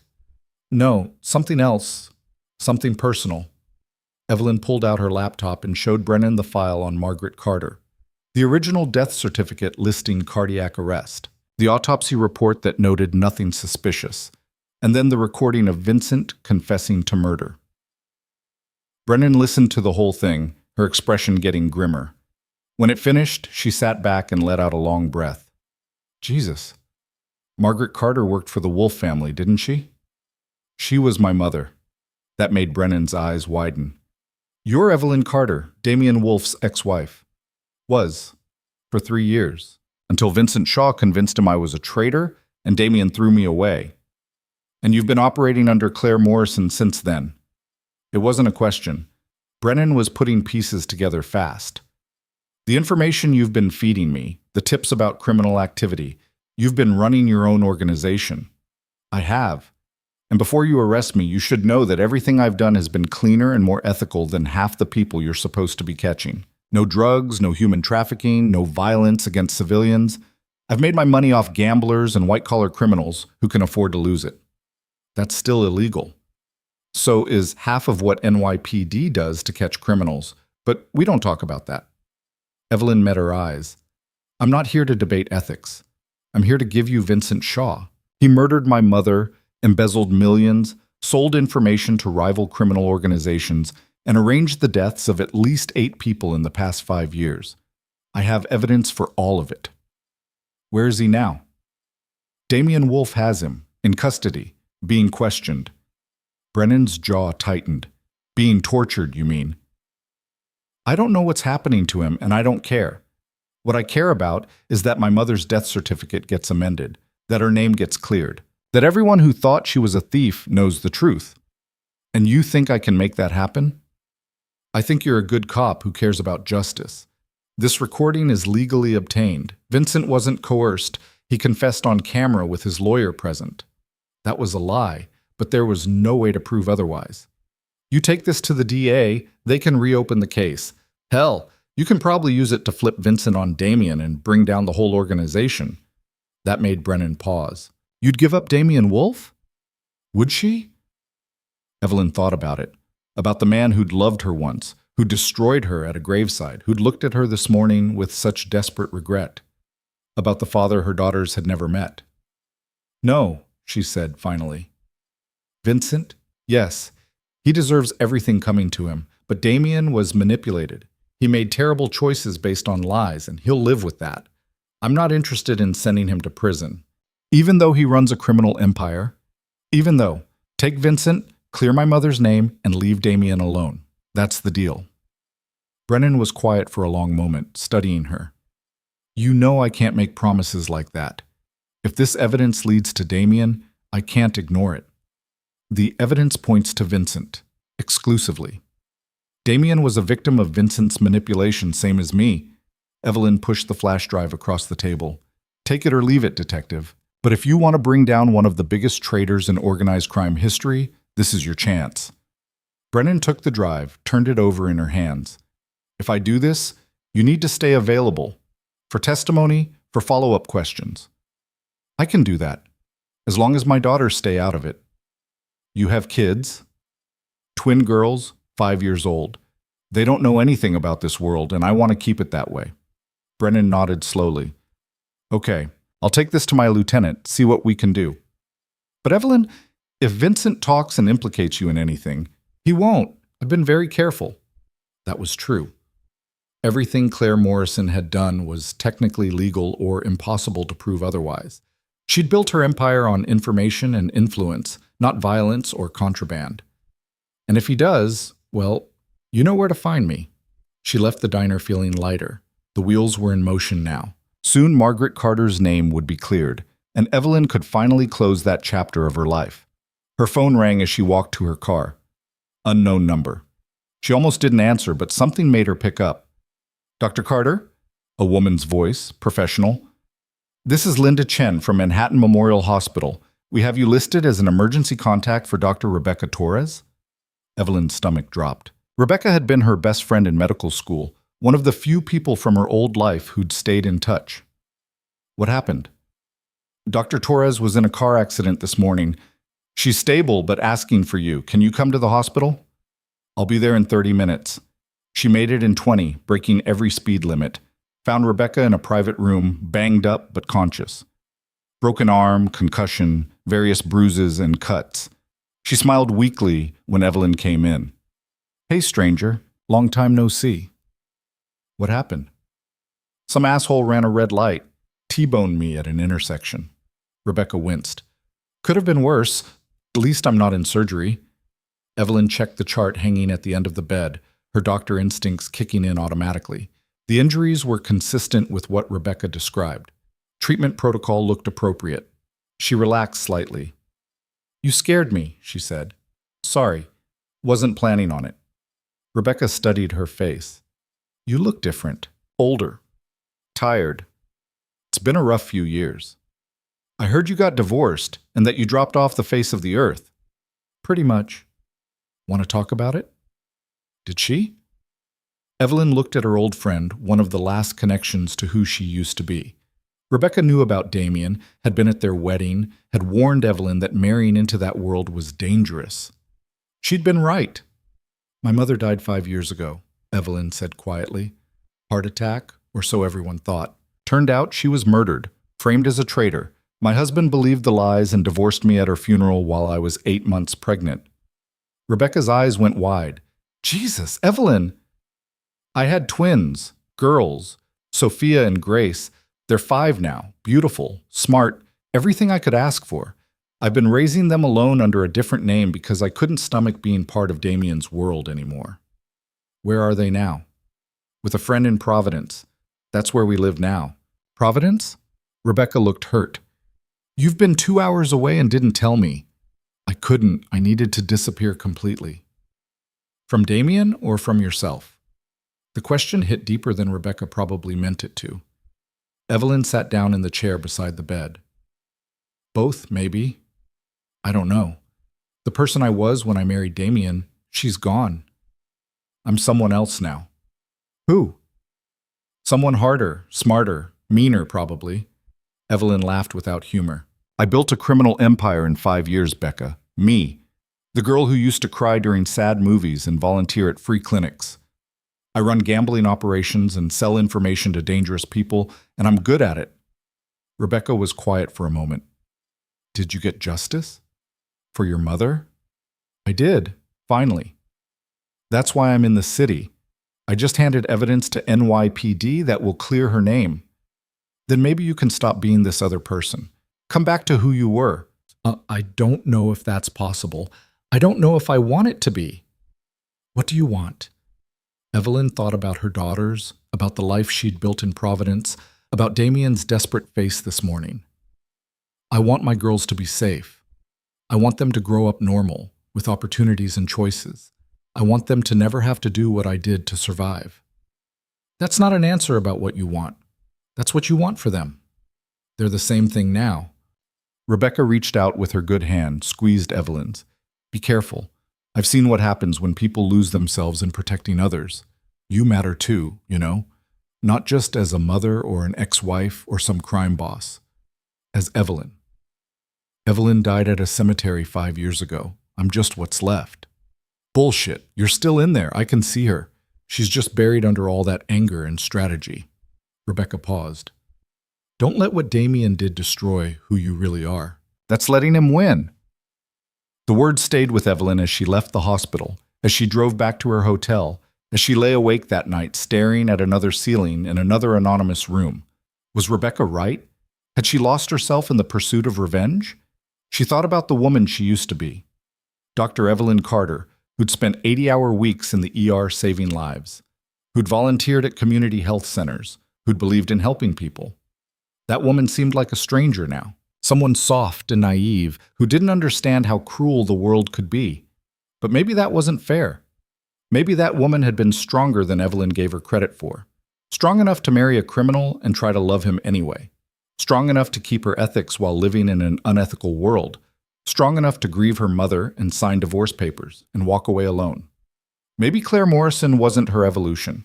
Maybe Claire Morrison was just her armor. And underneath, Evelyn Carter was still there, waiting. Her phone buzzed. A text from Detective Brennan. DA is interested. Meeting tomorrow at 10 a.m. Can you be there? Evelyn typed back. I'll be there. The district attorney's office was in Lower Manhattan, a building Evelyn had walked past 100 times but never entered. She wore a suit again, professional armor, and carried copies of all the evidence in a briefcase that had belonged to her mother. The meeting was in a conference room with Brennan, an ADA named Michael Reeves, and a detective from the task force that had been investigating the Wolf organization for years. They listened to Vincent's confession, reviewed the supporting documents, asked pointed questions about chain of custody and recording procedures. Evelyn lied smoothly. Vincent had been recorded with his knowledge and consent. His lawyer had been present. Everything was above board. Reeves wasn't stupid. He knew she was lying, knew there was more to the story, but he also knew that Vincent Shaw's confession was gold. It gave them enough to flip Vincent, possibly build a case against Damien, certainly clear up a dozen unsolved murders and frauds. We'll need you to testify, Reeves said, if this goes to trial. About what specifically? Your mother's relationship with the Wolf family, Vincent's role in the organization, the embezzlement scheme. I can do that, as long as my children stay out of it. Where are they? Safe, and they're staying that way. Those are my terms. I testify. You clear my mother's name, and my daughters remain anonymous. If media gets wind of them, if anyone tries to use them as leverage, I disappear and you lose your witness. Reeves didn't like it, but he nodded. We can work with that. When can you make yourself available for deposition?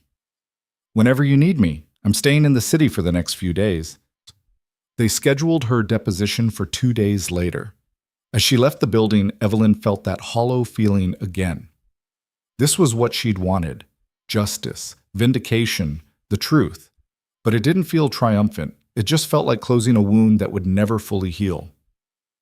She spent the rest of the day walking through Manhattan, visiting places she used to know. The hospital where she'd done her residency. The coffee shop where she'd studied for her boards. The park where Damien had proposed, getting down on one knee by the fountain and promising her everything. Lies. All of it lies, or at least built on a foundation that had crumbled. Her phone rang. Damien's number. She almost didn't answer, but curiosity won out. What? Vincent's asking to see you. His voice was rough, like he hadn't slept. Says he has something to tell you before he's handed over. Why would I care what Vincent has to say? Because he claims it's about your daughters. Evelyn's blood turned to ice. What about them? I don't know. He won't say unless you're there. But Evelyn... Damien paused. He sounded serious, not like he was bluffing or trying to manipulate. Where is he? Still at the estate. How fast can you get here? 40 minutes. She made it in 35. Damien met her at the door, looking as wrecked as he'd sounded on the phone. He's in the secure room. Tony and Paul are with him. Has he said anything else? No, just keeps asking for you. They went down to the basement together, Damien leading the way through corridors Evelyn had never seen during her marriage. How much of this house had been hidden from her? How much of Damien's life had she never understood? The secure room looked worse in daylight, or what passed for daylight from the single bulb overhead. Vincent was still cuffed to the chair, but his shoulder was bandaged and he'd been given water. He looked up when they entered, his eyes focusing on Evelyn with an intensity that made her skin crawl. Dr. Carter, thank you for coming. Say what you have to say. It's about your daughters. Sophia and Grace, I believe. Hearing their names in his mouth made her want to be sick. How do you know their names? I know a lot of things. For instance, I know you've been living in Providence under the name Claire Morrison. I know you enrolled them at Riverside Elementary under fake birth certificates. I know your nanny is Mrs. Chen, who used to work at the estate. He smiled. I know where they sleep, where they play, what they look like. If you touch them, Evelyn started forward, but Damien grabbed her arm. I'm not going to touch them, Vincent said. I'm locked in a basement awaiting execution, in case you haven't noticed. But here's the thing. I had insurance. Not the files you stole. Something else. Something you didn't find. Bullshit. There's a man named Thomas Keller, former soldier, current mercenary, very good at what he does. I've paid him to watch your daughters for the past 6 months. Just watch, nothing else. But if he doesn't hear from me every week with a code word, his instructions change. The room tilted. You're lying. Am I? Thomas is 6'2", blonde, has a scar on his left cheek from a knife fight in Syria. He drives a gray Honda Civic with plates JKL 4782. He was at Riverside Elementary yesterday morning at drop-off, wore a blue jacket, and stood by the oak tree on the north side of the playground. Evelyn's mind raced. She'd seen that man. She'd noticed him because he'd been there 3 days in a row, and strange men at elementary schools triggered every maternal instinct she had. But he'd never approached, never done anything suspicious, so she'd written it off as an overprotective parent. What do you want? Her voice came out strangled. I want you to talk to the DA. Tell him the confession was coerced, that I was tortured, that none of it is admissible. I want you to destroy the evidence you gave them and walk away. You killed my mother. And I'll kill your daughters if you don't do what I'm asking. Not personally, obviously, but Thomas will. He's very efficient. Damien's hand was still on Evelyn's arm, holding her back. Where's this Thomas Keller now? He asked. If I tell you that, you'll kill him, and this whole leverage thing falls apart. So here's what's going to happen. Evelyn gets me immunity, gets the charges dropped, and I disappear to somewhere with no extradition. When I'm safely settled, I'll call off Thomas. If anything happens to me before then, well, you'll find out whether I'm bluffing. You're insane, Evelyn said. You think they'll give you immunity? I think you're very persuasive, and I think you love your daughters more than you hate me. So yes, I think you'll find a way. She wanted to tear him apart, wanted to take one of the chairs and beat him with it until he told her where Thomas Keller was, until he gave up the code word, until he took back this nightmare threat. But he was right about one thing. She did love her daughters more than she hated him. How do I know you'll really call him off? She asked. You don't. You'll have to trust me. Ironic, isn't it? He leaned back as much as the cuffs would allow. You have 48 hours. If I don't hear that the charges are dropped by then, Thomas gets different instructions. Evelyn turned and walked out before she did something she'd regret. Damien followed her, and once they were back in the main house, he grabbed her shoulders. We'll find him, he said. Thomas Keller. I'll put every resource I have on tracking him down. We'll get your daughter somewhere safe, and what if Vincent's telling the truth? What if anything happens to him and this guy gets a signal? Her voice was shaking. What if we can't find him in 48 hours? Damien, I can't risk my daughter's lives. You can't let Vincent walk. He murdered your mother. I know that, she shoved him away. Don't you think I know that? But what choice do I have? If there's even a chance he's telling the truth, even a 1% chance, I can't take the risk. So you're going to get his charges dropped? Let him escape? I don't know. I need to think. She couldn't breathe. The panic attack was coming fast, black spots at the edges of her vision. I need to call Mrs. Chen, make sure they're okay. She pulled out her phone with shaking hands, dialed. It rang 4 times before Mrs. Chen answered. Hello? Are the girls okay? They're fine, playing in the backyard. Why? What's wrong? I need you to bring them inside. Lock all the doors and windows. Don't let them out of your sight. Evelyn, you're scaring me. What's happening? Just do it, please. I'll explain later. She hung up and immediately called Marcus. He answered on the first ring. I need you in Providence, now. There's a man watching my daughters. Gray Honda Civic, plates JKL 4782, blonde with a scar on his left cheek. I need you to find him, and I need you to make him talk. On it. What's his name? Thomas Keller, former military, works as a mercenary. He's been watching Riverside Elementary. Got it. I'll have people on the ground in an hour. She hung up and looked at Damien. I'm going to Providence. I need to see them, make sure they're safe. I'm coming with you. No. Evelyn? No. They don't know you exist, and I'm not introducing them while we're in the middle of a crisis. She grabbed her coat. You want to help? Use your contacts to find Thomas Keller. Use every connection, every resource, every dirty cop and criminal informant you have. Find him before Vincent's deadline. And if we don't? She didn't answer, just walked out of the house and got in her car. The drive to Providence felt like it took forever. Every mile was torture, imagining worst-case scenarios. By the time she pulled up to her house, she was vibrating with anxiety. Mrs. Chen opened the door before Evelyn could knock. "They're fine," she said immediately. "Inside, safe. Confused about why we're on lockdown." Evelyn pushed past her and found Sophia and Grace in the living room, building with blocks. They looked up when she came in, their faces lighting up. "Mommy!" Sophia jumped up and ran to her. Grace followed more slowly, but her hug was just as tight. Evelyn held them both, breathing in the smell of their hair, feeling their solid weight against her. Safe. They were safe. For now. "Why did Mrs. Chen say we can't go outside?" Sophia asked. "Because I said so. We're having an inside day." "But it's sunny."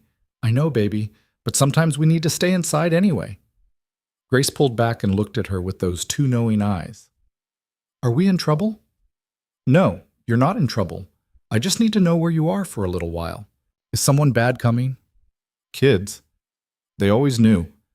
"Maybe, but Mommy's going to make sure nothing happens to you, okay?" They nodded, but she could see the fear in their faces. Hated herself for putting it there. Her phone buzzed. Marcus. "Found the car. Empty. No sign of Keller." Then another text from an unknown number.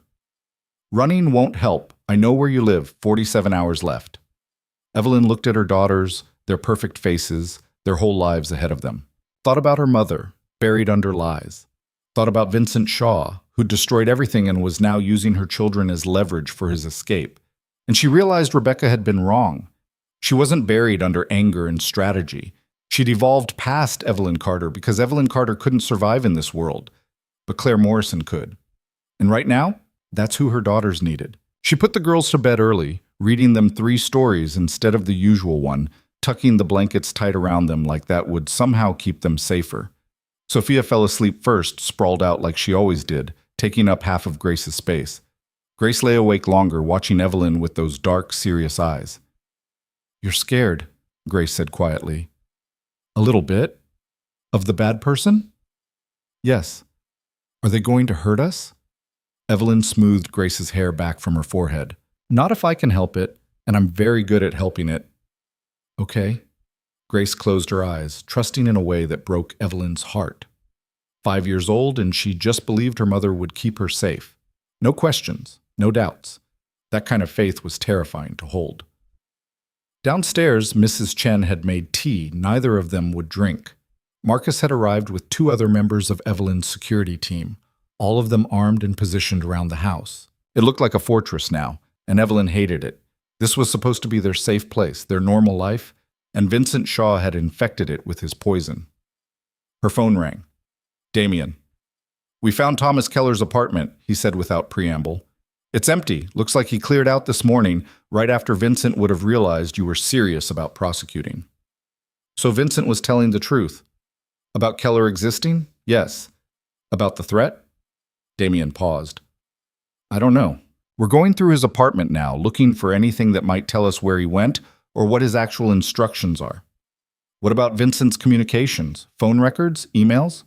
"We're working on it, but Vincent's paranoid. He's got burner phones, encrypted messaging, the works. It's going to take time to crack." Time they didn't have. Evelyn looked at the clock. 46 hours left. "There's another option," she said slowly. "What?" "I could go back to the DA. Tell them the confession was coerced." "Evelyn, no. If Vincent walks and calls off Keller, my daughters are safe. That's all that matters. Your mother is dead, and I loved her, but she's gone and my daughters are alive, and I will burn down everything I've built before I let anything happen to them." Her voice was shaking. "You don't understand because you've never been a parent. You don't know what it's like to hold someone's entire world in your hands and know that one wrong choice destroys it." Damien was quiet for a long moment. "You're right. I don't know that, but I know what it's like to live with betrayal, and if you let Vincent walk, it will eat you alive. Not today, maybe not even this year, but eventually. You'll look at your daughters and remember that you let their grandmother's murderer go free to save them, and it will poison everything. Better poisoned than dead." "Is it?" Because from where I'm standing, you've spent 5 years poisoning yourself with revenge. At what point does that stop? The accusation stung because it was partially true. She had poisoned herself, turned herself into someone harder and colder and more ruthless. But she'd done it to survive, to protect, to make sure her daughters grew up with a mother who couldn't be destroyed by men like Vincent Shaw. "I'll do what I have to do," she said. "Keep looking for Keller, but if you don't find him by tomorrow night, I'm calling the DA." She hung up before he could argue. Marcus appeared in the doorway. "We've got movement. Car just drove past the house twice, slowed down both times." Evelyn's heart kicked into overdrive. "Same car as before?" "No. Black sedan, rental plates. Could be surveillance, could be nothing." "It's not nothing." She stood up. "Get the girls. We're leaving." "Where?" Good question. Where could she take them that Vincent's people wouldn't find? He clearly had more resources than she'd estimated, more connections. Anywhere in Providence was compromised. New York was Damien's territory, which meant it was also Vincent's. She needed somewhere unexpected, somewhere she could control the access points. "The hospital," she said suddenly. "Manhattan Memorial. I still have privileges there for my residency, and Rebecca's in a private room. We can stay with her, keep the girls in the hospital under fake names. Vincent won't look for them there." "You sure about that?" "No, but it's better than sitting here waiting." They moved fast. Mrs. Chen woke the girls while Marcus and his team secured the perimeter. Evelyn threw clothes and essentials into bags, her mind running through contingencies. If Keller had people watching the house, they'd see them leave. But a hospital was public, crowded, had security cameras and staff everywhere. Harder to make a move without witnesses. She carried Grace to the car while Sophia clung to Mrs. Chen, both girls confused and scared by the midnight evacuation. Marcus drove, taking a circuitous route through Providence to make sure they weren't followed. The black sedan didn't reappear, but Evelyn couldn't shake the feeling of being watched. The drive to Manhattan took 2 hours. The girls fell back asleep in the car, their heads resting against each other in that way twins do, like even unconscious they needed the contact. Evelyn watched them in the rearview mirror and thought about all the normal childhood moments they were missing because of her choices. Birthday parties with friends, sleepovers. The simple security of knowing tomorrow would look like today. Manhattan Memorial at 3 a.m. was a different animal than during the day. Quieter but still active, nurses moving through halls, machines beeping, the occasional emergency admission bringing chaos. Evelyn badged them through using her old ID. Nobody questioned a doctor bringing children to visit a patient, especially at this hour when visiting rules were more suggestions than laws. Rebecca was awake when they arrived, sitting up in bed with her laptop, probably reviewing cases because that's what Rebecca did when she couldn't sleep. Her eyes widened when she saw Evelyn with 2 children and an entourage. "What?" "Long story. Can we stay here? Just for today? Maybe tonight?" Rebecca looked at the scared faces of the twins, at Mrs. Chen's worried expression, at the 2 large men who were clearly security. "Of course. But Evelyn, what's going on?" "Someone's threatening my daughters. I needed to get them somewhere safe." "The police." "Can't help. This is different." Evelyn settled the girls on the small couch in the room, covering them with blankets Marcus had grabbed from a supply closet. "I'll explain everything, just not right now." Rebecca nodded slowly. She'd been a doctor long enough to recognize triage situations, to know when someone needed immediate help versus detailed explanations. "Okay, but you're going to tell me. Soon." "I will." Marcus positioned himself outside the door. His partner, a woman named Janet, took up position near the elevators. Mrs. Chen sat with the girls, humming something soft that Margaret Carter used to hum when Evelyn was small. The sound of it almost broke her. Evelyn's phone buzzed. A text from an unknown number. "Moving locations won't help. I know hospital layouts better than you do. 44 hours. Her hands clenched around the phone hard enough to hurt. Another text, this one from Damien. "Found something. Keller has a storage unit in Jersey City. Tony's team is breaching it now." She called him immediately. "What's in it?" "Won't know until we're inside. But listen, I've been thinking about Vincent's play here. He's locked up, facing torture and execution. His only leverage is Keller. But how does he actually communicate with Keller if we're monitoring him? Burner phone hidden somewhere? We searched him thoroughly. Unless he swallowed it, he doesn't have one on him. So how? Evelyn stopped. A dead man's switch. Something automatic that triggers if he doesn't actively prevent it. That's what I'm thinking, which means finding Keller might not be enough. We need to figure out what the trigger mechanism is and how to disarm it. Evelyn's mind raced through possibilities. When was the last time Vincent had unrestricted communication access? Right before we grabbed him. He made a call from his car on the way to the estate meeting. We have the number, another burner, but it's been off since then. Can you get the phone company to ping its last location? Already did. It pinged off a tower in Brooklyn, near Red Hook. We're checking it out. I'm coming back to the city, to your state. I want to talk to Vincent again. Evelyn? If we can't find Keller or the trigger, I need to try negotiating. Maybe there's something else he wants, something besides walking free. There isn't. Guys like Vincent only understand power and self-preservation.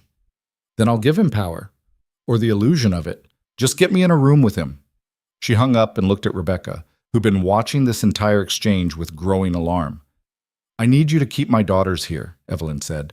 Don't let anyone near them except Mrs. Chen, Marcus, and Janet. If anyone claiming to be hospital staff tries to come in, you verify their credentials yourself. Don't trust the ID badges, actually call the department and confirm. How long? Hopefully just today, maybe tonight. And if something happens to you, then Mrs. Chen has instructions and enough money to disappear with them. But it won't come to that. You don't know that. No, but I'm going to act like I do because the alternative is paralyzing. Evelyn kissed both girls on their foreheads, careful not to wake them. They looked so peaceful, so innocent. Take care of them. With my life, Rebecca said, and meant it. The drive back to Westchester was brutal. Marcus insisted on coming, leaving Janet to coordinate security at the hospital. Dawn was breaking by the time they arrived at Damien's estate, pink and gold light washing over the perfectly manicured grounds. Evelyn remembered mornings like this when she'd lived here, drinking coffee on the terrace, thinking her life was complicated but manageable. She'd been so naive. Damien met her at the door. He looked terrible, hadn't slept, probably hadn't eaten. Tony's team found the storage unit. It's full of surveillance equipment, weapons, and a laptop that's encrypted 6 ways to Sunday. We're working on cracking it. How long? Could be hours, could be days. These military-grade encryptions aren't easy. We don't have days. Take me to Vincent. They went down to the basement. Vincent looked worse than yesterday. The beatings had continued, his face swollen and bruised, but his eyes were still sharp, still calculating. Dr. Carter, back so soon. What do you really want? Evelyn asked without preamble. And don't say immunity because we both know that's not happening. Then we don't have anything to discuss. Everyone wants something. Money? We can move funds offshore where you can access them. Protection? We can set you up somewhere remote with enough security to keep you alive. Just tell me what it takes to call off Keller. Vincent laughed, and it turned into a cough that made him wince. You think this is a negotiation? You think I'm going to sell out my only leverage for some cash in a safe house? He shook his head. I want my freedom, full immunity, sealed records, a new identity, and enough money to disappear forever. That's the price for your daughter's safety. I can't give you that. Then I guess we'll see how much you're willing to sacrifice. He leaned forward as much as the restraints allowed. Here's what I think. I think you'll cave. Maybe not today, maybe not even tomorrow, but when that deadline gets close, when you're staring at the clock and imagining what Keller might do to those pretty little girls, you'll break. You'll go to the DA, you'll cry, you'll say I tortured you into making that recording. You'll do whatever it takes. And if I don't, then you're a worse mother than yours was. At least Margaret died trying to protect what mattered. What will you die for? The rage that filled Evelyn then was cold and precise. She looked at this man who'd murdered her mother, who'd destroyed her marriage, who was now threatening her children, and she realized something important. Vincent was right about one thing. She would do whatever it took, but he was wrong about what that meant. Damien, she said quietly, leave us alone. What? You and everyone else, get out. I need 5 minutes with Vincent. Evelyn, I don't think 5 minutes. That's all I need. Damien studied her face, then nodded slowly. He gestured to the 2 men standing guard, and they all filed out. The heavy door closed with a final sounding thunk. Vincent smiled. What, you going to torture me yourself? Little doctor playing tough? No, I'm going to tell you exactly what's going to happen. Evelyn pulled up a chair and sat down, making sure she was close enough that he could see her eyes. You're going to give me the information I need to stop Keller, the code word, the contact method, whatever dead man switch you have set up. You're going to do this because I'm going to explain something you clearly don't understand. And what's that? I'm not the broken woman from the cemetery anymore. I'm not the naive doctor who married into this life thinking love could survive it. I spent 5 years building an empire in the shadows, Vincent. 5 years learning how to be as ruthless as men like you. And the thing about mothers? She leaned in closer. We're scarier than any criminal when someone threatens our children, because we have nothing to lose except them. Big words. What are you going to do, kill me? Damien's already planning that. No, I'm going to make you a different offer. She pulled out her phone and showed him a photo. It was his sister, Anna Shaw, who lived in Seattle with her husband and 3 kids. Vincent's face went pale. I found her 6 months ago. Nice family. The husband's a dentist. Kids are in private school. They have no idea their uncle is a criminal. You wouldn't. I would. If anything happens to my daughters, anything at all, Anna and her family become my new focus. Not to hurt them, Evelyn clarified, but to expose them. Every news outlet will know she's your sister. Every federal agent will assume she's connected to your crimes. Her husband's practice will be investigated. The kids will be pulled out of school for questioning. Their entire life will be destroyed by association with you. They're innocent. So are Sophia and Grace. So was my mother. Innocence doesn't matter to men like you, so why should it matter to me? Vincent's jaw worked. You're bluffing. You're a doctor. You save lives. I was a doctor. Now I'm a mother, and I will ruin innocent lives to protect my children if that's what it takes. So you tell me, Vincent, is your freedom worth your sister's destruction? Because those are your options. Help me save my daughters, or I'll make sure your family pays the price for your choices. The silence stretched between them. Evelyn could see him calculating, weighing, trying to figure out if she was serious. She'd never been more serious in her life. The code word is Nightingale, Vincent said finally. Keller checks a specific encrypted email account every 6 hours. If he doesn't see a message with that code word in the subject line by the deadline, his instructions activate. What are the instructions? I don't know exactly, just that he's supposed to make a statement. Something that will hurt you the way you've hurt me. The email account. Give me the login. Vincent rattled off an email address and password. Evelyn typed them into her phone, then stood up. If you're lying, I'm not. I'm a lot of things, but I don't sacrifice family. Not even for my own life. He looked at her with something that might have been respect. You would have been good at this life if you'd stayed. Better than Damien, probably. I didn't want to be good at it. I wanted to be good at saving lives. She walked to the door, then paused. For what it's worth, I hope they make you suffer before they kill you. My mother deserved better than what you gave her. So did you. The acknowledgement surprised her. She looked back at him, this broken man who'd caused so much pain, and felt nothing. No anger, no satisfaction, just emptiness. Yeah, she said. I did. She opened the door and found Damien waiting right outside. Did you get it? The code word and email account. We need someone who knows encryption to verify it's real and send the message. I'll call Marcus. He's got a hacker on retainer who can check it out. They went back upstairs to Damien's study. Within an hour, Marcus's contact had verified the email account was legitimate, that it was set up as Vincent described, and that there were automated instructions waiting to be triggered. The hacker disabled those instructions and sent a message with the code word Nightingale in the subject line. Now they just had to wait and see if Keller responded. The response came 3 hours later. A single word. Confirmed. Evelyn felt something release in her chest that she hadn't realized was crushing her lungs. The hacker traced the response back to an IP address in Boston, then forwarded the information to a contact who worked with Marcus. Within 2 hours, they had Thomas Keller's location. Damien sent a team to pick him up. Not to kill him. Evelyn had been clear about that. She wanted him alive. Wanted to know exactly what his instructions had been. Wanted to make sure there weren't more threats hiding in the shadows. They brought Keller to the estate that evening. He was exactly as Vincent had described. Blonde, scarred, military bearing.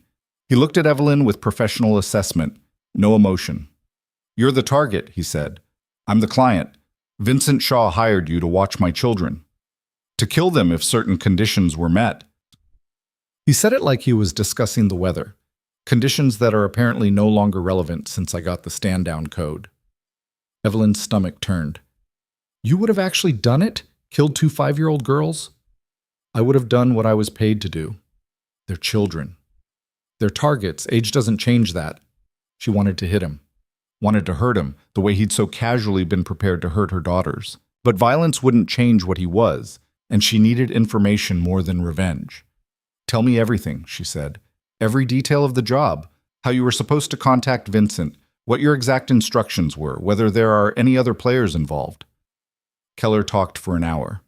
The plan had been simple.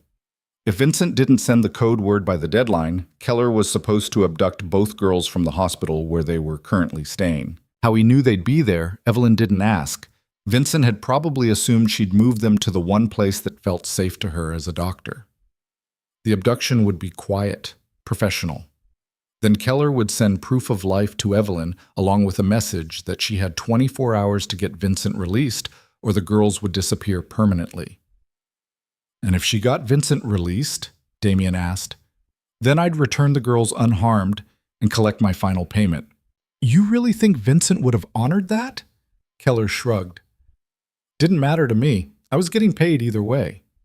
They kept him in the same basement room Vincent had occupied, locked up tight while they figured out what to do with him.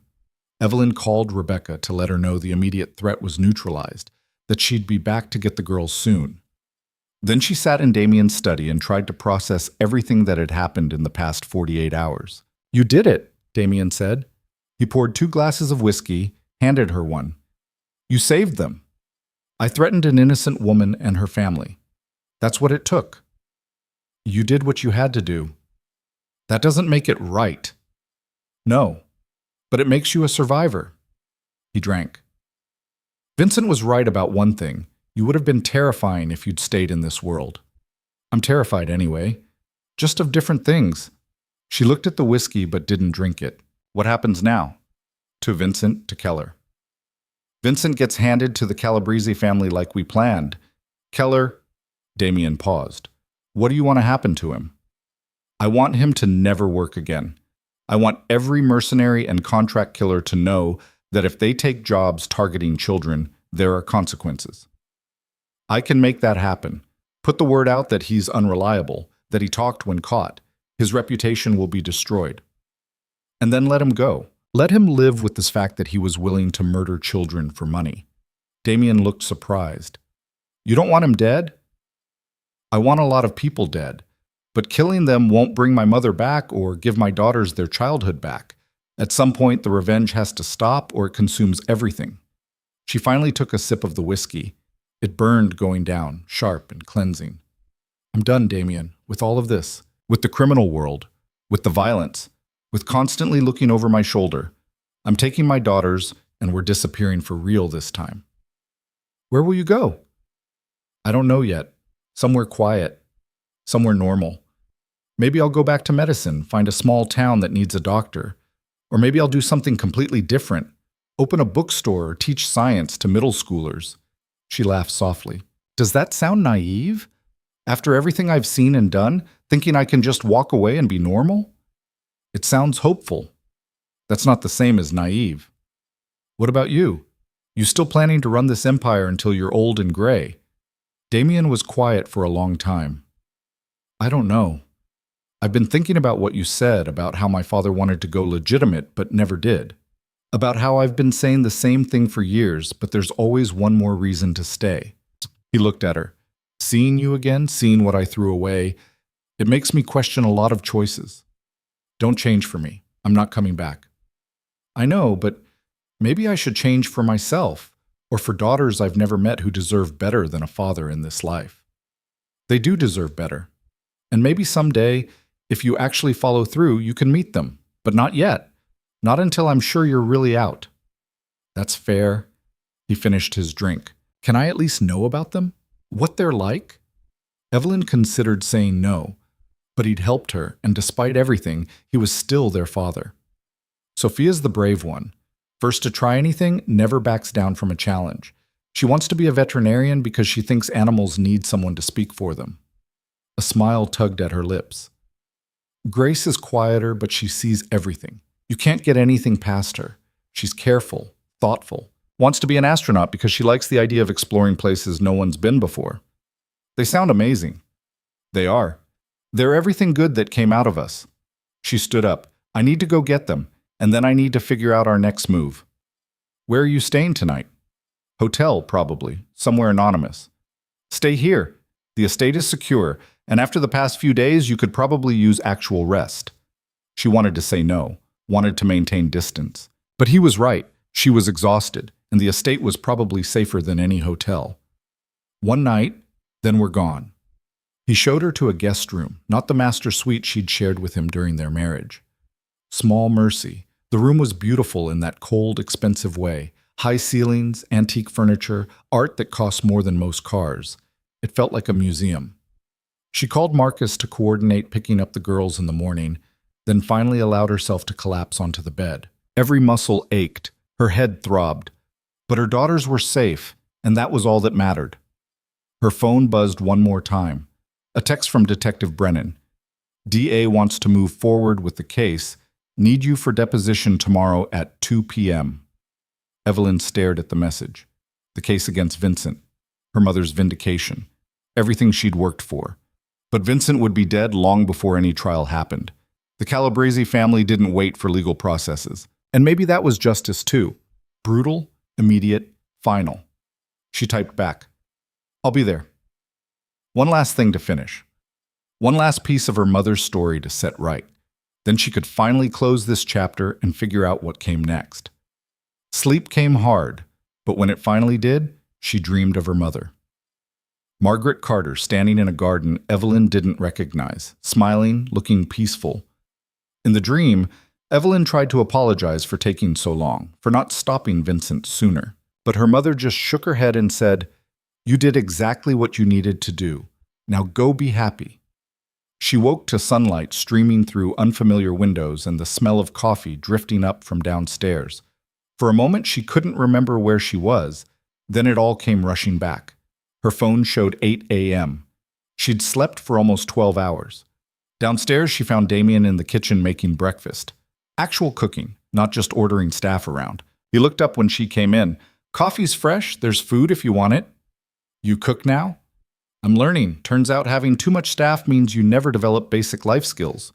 He flipped what looked like an omelet with more confidence than she'd expected. Figured if I'm going to change my life, might as well start with being self-sufficient. Ambitious. Yeah, well, I've got a lot to make up for. They ate in companionable silence. It wasn't forgiveness. She wasn't ready for that. Might never be ready. But it was something like peace. An acknowledgement that they'd both survived terrible things and come out changed. After breakfast, she drove to Manhattan Memorial, found her daughters playing a card game with Rebecca while Mrs. Chen dozed in the corner chair. Sophia saw her first and jumped up with a shriek. Mommy! Grace followed more slowly, but her hug was just as fierce. They were okay. Scared and confused, but okay. Are we going home now? Sophia asked. Home. Where was that anymore? Providence felt compromised. New York was Damien's territory. They needed somewhere new, somewhere fresh. We're going on an adventure, Evelyn said. How do you feel about moving somewhere different? Maybe near the ocean. Like the beach? Sophia's eyes lit up. Maybe. We'll figure it out together. They said goodbye to Rebecca, who made Evelyn promise to stay in touch this time. Then they loaded into the car, her, the girls, Mrs. Chen, Marcus, and headed to the DA's office for Evelyn's deposition. She left the girls with Mrs. Chen and Marcus in a waiting room with toys and books while she went in to give her statement. 2 hours of questions about her mother, about Vincent, about the evidence, and the recordings. She answered everything honestly except the parts about torture and coercion. Those she lied about smoothly, professionally, because Vincent wouldn't live long enough for it to matter. When it was over, ADA Reeves shook her hand. Your mother's death certificate will be amended. The medical examiner agreed to reclassify it as homicide based on the evidence. It'll be in the public record within a week. Thank you. Dr. Carter? He paused. I know there's more to this story than you're telling me. I know you've been operating in the shadows for years, that Claire Morrison is probably wanted for questioning in half a dozen jurisdictions. But for what it's worth, I'm glad your daughters are safe. She met his eyes. Are you going to pursue the Claire Morrison connection? No evidence it's the same person, and even if there was, she's been very careful to stay on the right side of the law. Mostly. He smiled slightly. Sometimes justice is messy. Sometimes it is. She collected her daughters, and they left the building. On the steps, Evelyn paused and looked back at the courthouse, at the place where her mother's name would finally be cleared. Did you finish your business? Grace asked. Yeah, baby, I did. Can we get ice cream now? Evelyn laughed, the sound surprising her. When was the last time she'd actually laughed? Yeah, we can get ice cream. We can get ice. They found a shop 2 blocks away and sat at a small table while Sophia and Grace destroyed chocolate cones with the enthusiasm only children could manage. Mrs. Chen smiled at them fondly. Marcus stood nearby, always watching, always alert. Evelyn's phone buzzed. A message from Damien.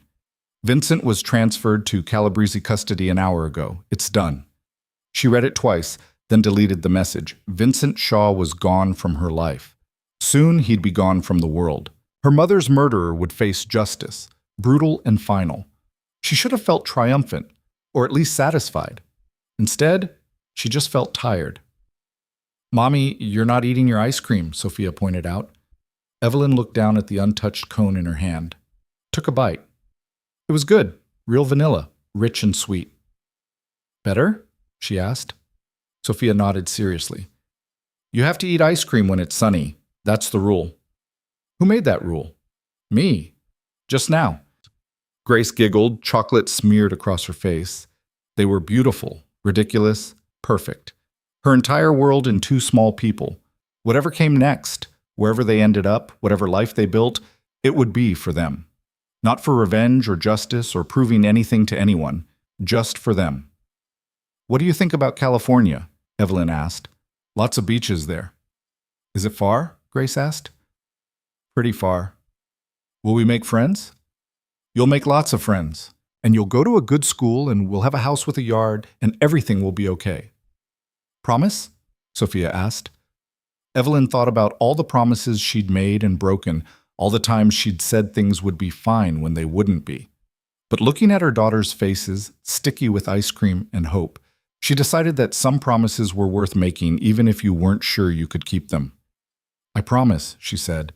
Everything's going to be okay. They stayed in New York for 3 more days while Evelyn wrapped up loose ends. The empire she'd built as Claire Morrison needed to be dismantled carefully. You couldn't just walk away from that kind of operation without leaving vulnerabilities.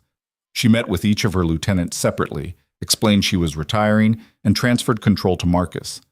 He didn't want it at first, said he was security, not management, but she convinced him. He was loyal, smart, and most importantly, he understood that the best criminal organizations were the ones that eventually weren't criminal anymore. Phase it out, she told him. Over the next 2 years, move everything legitimate. The gambling operations can become consulting firms. The information network can pivot to corporate intelligence. You've got the infrastructure and the relationships. Just change what you're selling. And if people don't want to go legitimate, then they're not your people anymore. The world's changing, Marcus. The old way of doing things gets you killed or imprisoned.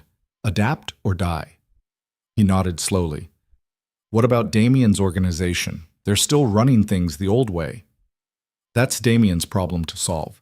I gave him the blueprint for change. Whether he uses it is up to him. She also visited her mother's grave one last time. It was a clear morning, unseasonably warm for late autumn, and the cemetery looked almost peaceful. Someone had left fresh flowers, probably Mrs. Chen, who visited every week. Evelyn added her own white roses and sat on the bench where she'd fallen apart 5 years ago. I did it, Mom, she said quietly. Vincent's gone. Your name is cleared. The death certificate's been amended. It says homicide now, with Vincent Shaw listed as the perpetrator. Everyone who thought you were a traitor knows the truth. The wind rustled through the trees. A bird called somewhere nearby. I know you'd probably tell me revenge wasn't worth it, That I should have just focused on the girls and let the past stay buried. But I couldn't. I needed people to know what you really were. Loyal, brave, good. I needed that on the record.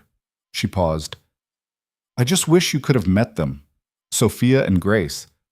They would have loved you. You would have spoiled them rotten. She stayed for another hour, telling her mother about the girls, about their quirks and their dreams. It felt good to talk to someone who couldn't judge, who wouldn't tell her she'd made terrible choices or ask what she planned to do next.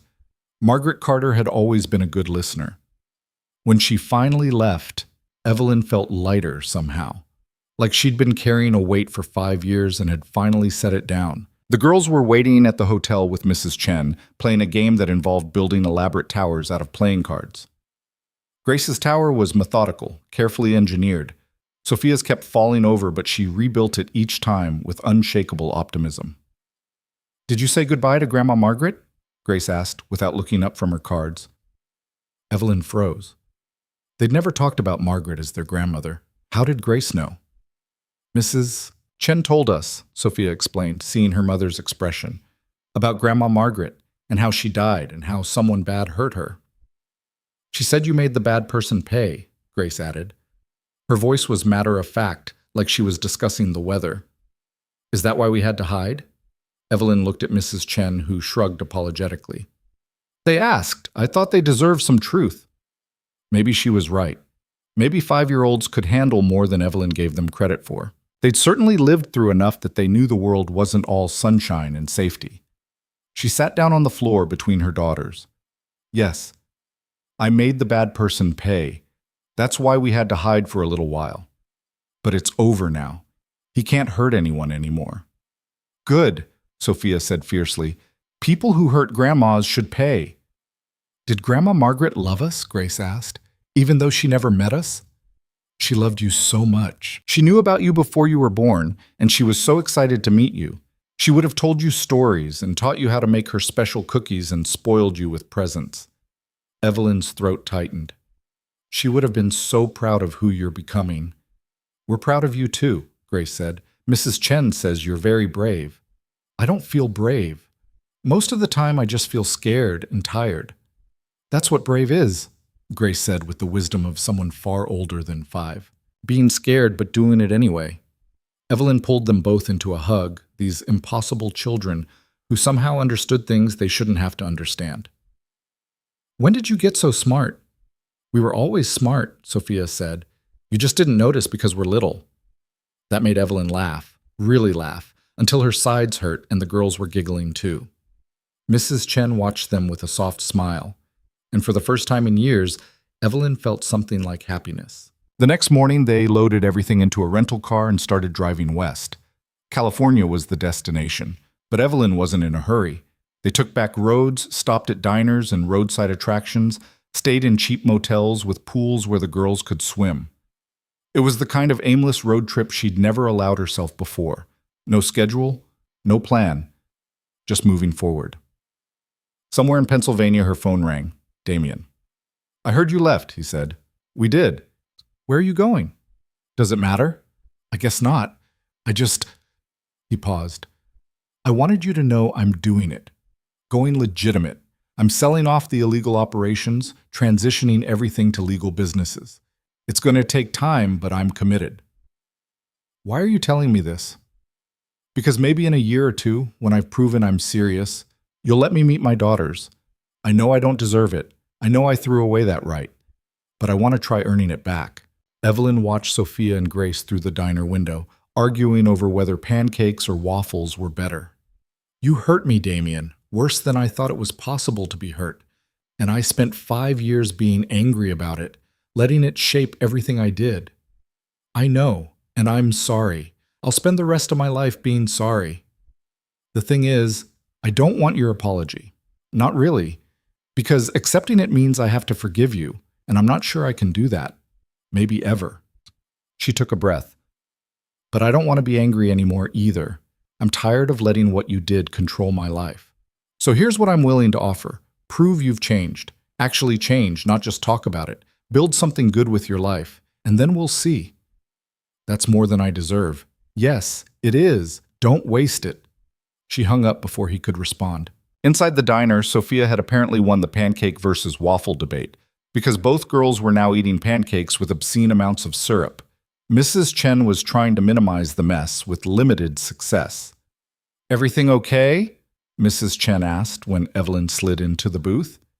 "Yeah, I think maybe it is." They reached California 2 weeks later. Evelyn had been researching small coastal towns, looking for places with good schools and low crime rates, and the kind of anonymity you could only find in communities that minded their own business. They ended up in a town called Cambria, halfway between Los Angeles and San Francisco, population 8,000. It was perfect. Small enough to be safe, large enough to have decent schools and a hospital. The coast was rocky and beautiful, nothing like the beaches in New York. The town had an artist colony vibe, lots of retired people and small business owners and tourists who came to see the elephant seals. Evelyn rented a house 3 blocks from the ocean. It was older, needed work, but it had a big yard and enough bedrooms that the girls didn't have to share. She enrolled them in the local elementary school under their real names, Sophia and Grace Carter. No more hiding, no more fake identities. They were starting over, and this time they were doing it honestly. Mrs. Chen stayed for the first month to help them settle, then announced she was retiring for real and moving back to New York to be near her own grandchildren. Evelyn hugged her tight and thanked her for everything, for being there when Margaret died, for helping with the girls, for never judging the choices Evelyn had to make. "You're going to be fine," Mrs. Chen said. "You're stronger than you think." "I'm tired of being strong." "Then be soft for a while. That takes strength too." After Mrs. Chen left, it was just the 3 of them.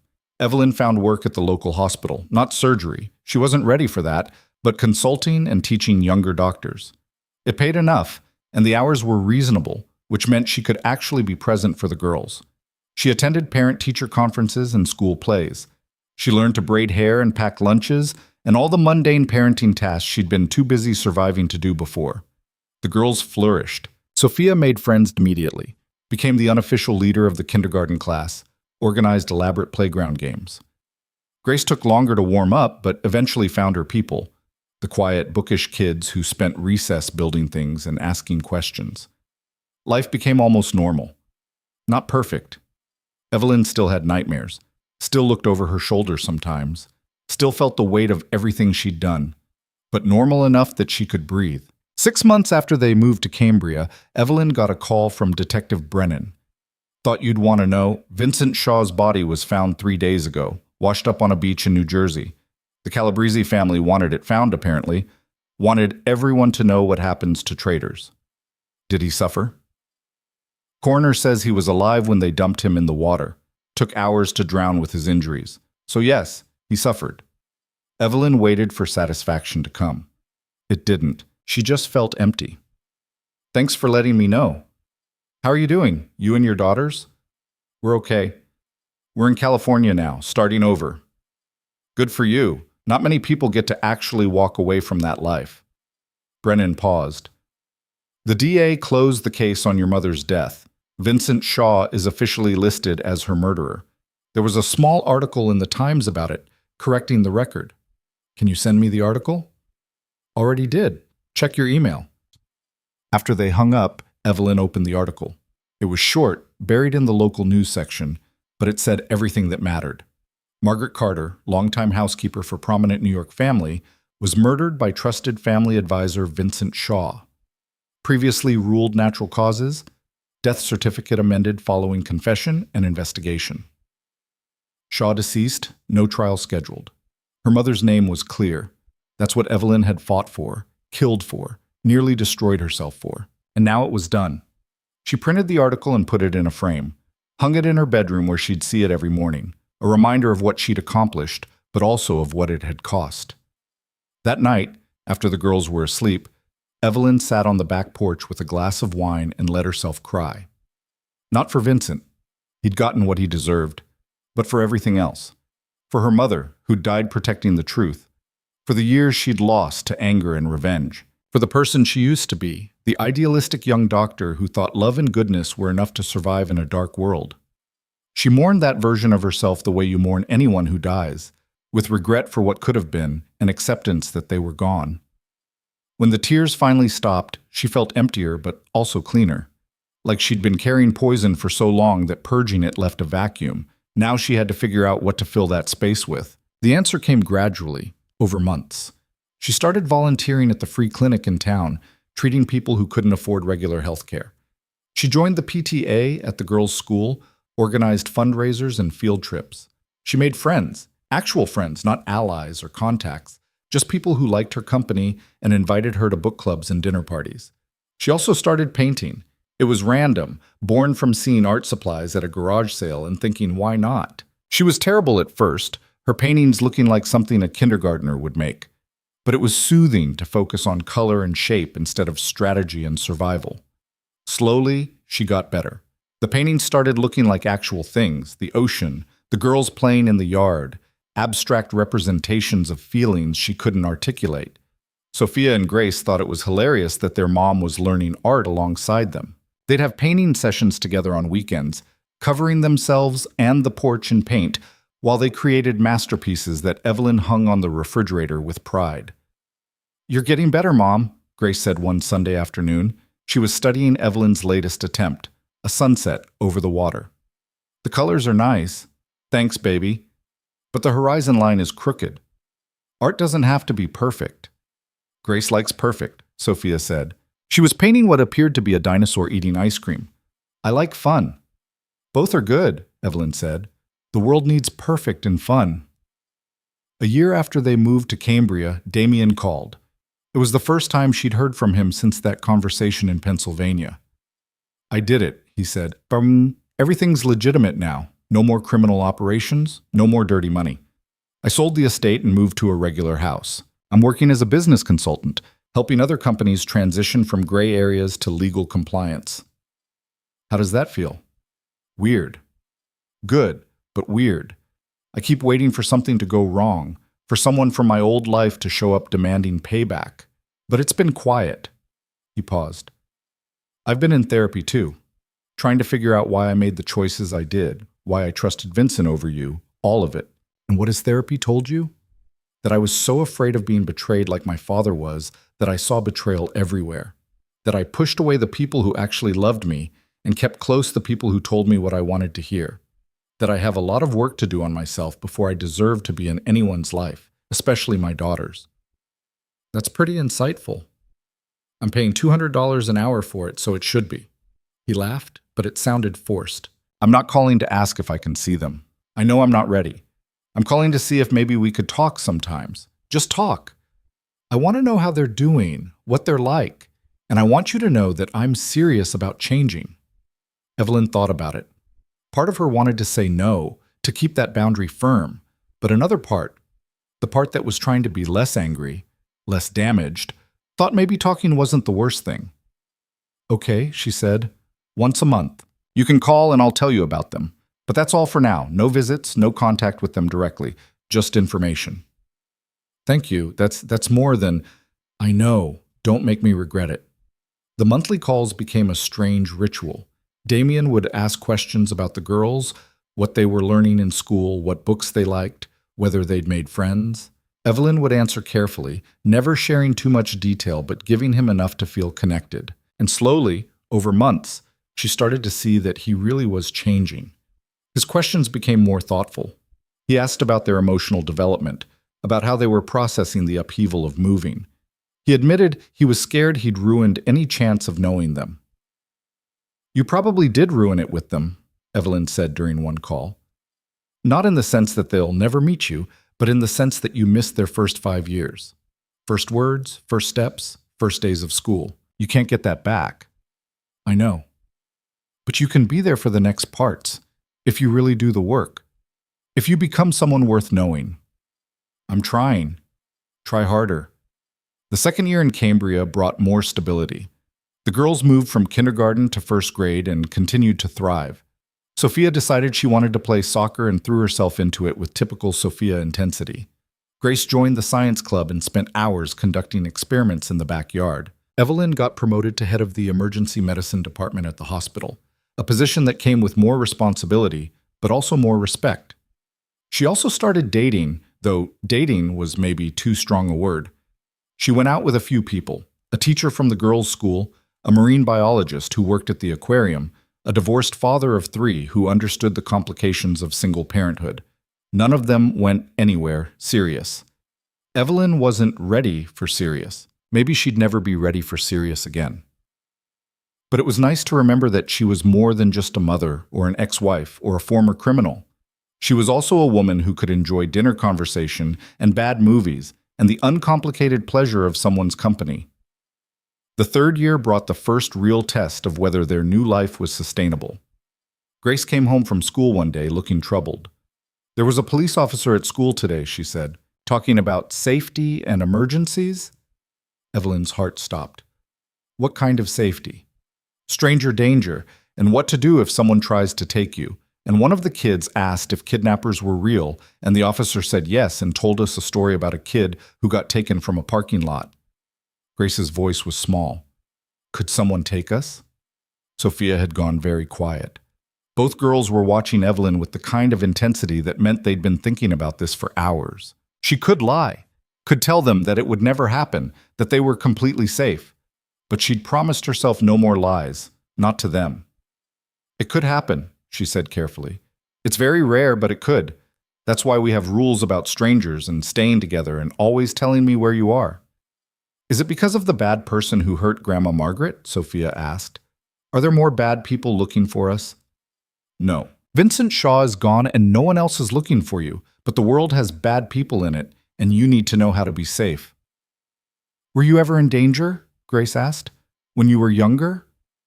Evelyn thought about how to answer that, about standing at her mother's grave signing divorce papers, about building a criminal empire while raising infants, about threatening an innocent woman to save her daughters, about all the times she'd been in danger and survived through luck and strategy and sheer stubborn will. "Yes," she said finally, "I was in danger sometimes, but I learned how to protect myself and how to protect you. And that's what I'm teaching you, how to be smart and aware and safe." "Did you hurt people?"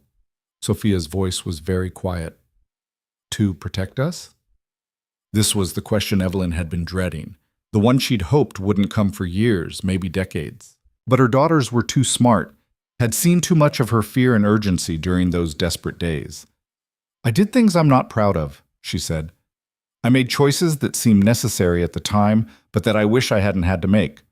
I never hurt anyone who didn't deserve it, and I never hurt anyone innocent. But yes, I did things that weren't good." "Like what?" Grace asked. "Like threatening people. Like using information to ruin careers and reputations. Like working with dangerous people to accomplish my goals." She paused. "I built a business that wasn't exactly legal so that we'd have money and protection. I became someone your Grandma Margaret wouldn't have recognized." The girls were quiet, processing. Then Sophia said, "Did you do it because you love us?" "Yes." "Then it was okay." "No, baby, it wasn't okay. Love doesn't justify everything. I could have made different choices, found different ways. But I was scared and angry and I thought I was out of options." Evelyn pulled them both close. "I don't want you to ever think that doing bad things is acceptable just because you love someone. I want you to be smarter than I was, better than I was." "But you saved us," Grace said, "from the man who wanted to hurt us. You saved us and you saved Grandma Margaret's name." "That's good. The ends don't always justify the means. That's a lesson I learned too late." They sat together on the couch, Evelyn holding her daughters while they tried to understand moral complexity that most adults struggled with. Eventually, Sophia said, "I think you did the best you could, and now you're teaching us so we can do better." "That's all any parent can hope for," Evelyn said, "that their kids learn from their mistakes and make better choices." "We will," Grace promised. "We'll be good." "You already are good. Don't ever doubt that." That night, after the girls were asleep, Evelyn called her therapist. Yes, she'd finally started going, had been for almost a year now. She needed to talk through the conversation, needed to process her guilt about exposing her daughters to truths they shouldn't have to carry. "You were honest with them," Dr. Williams said. "Age appropriate, but honest. That's the best any parent can do." "I don't want them to think violence and manipulation are acceptable solutions."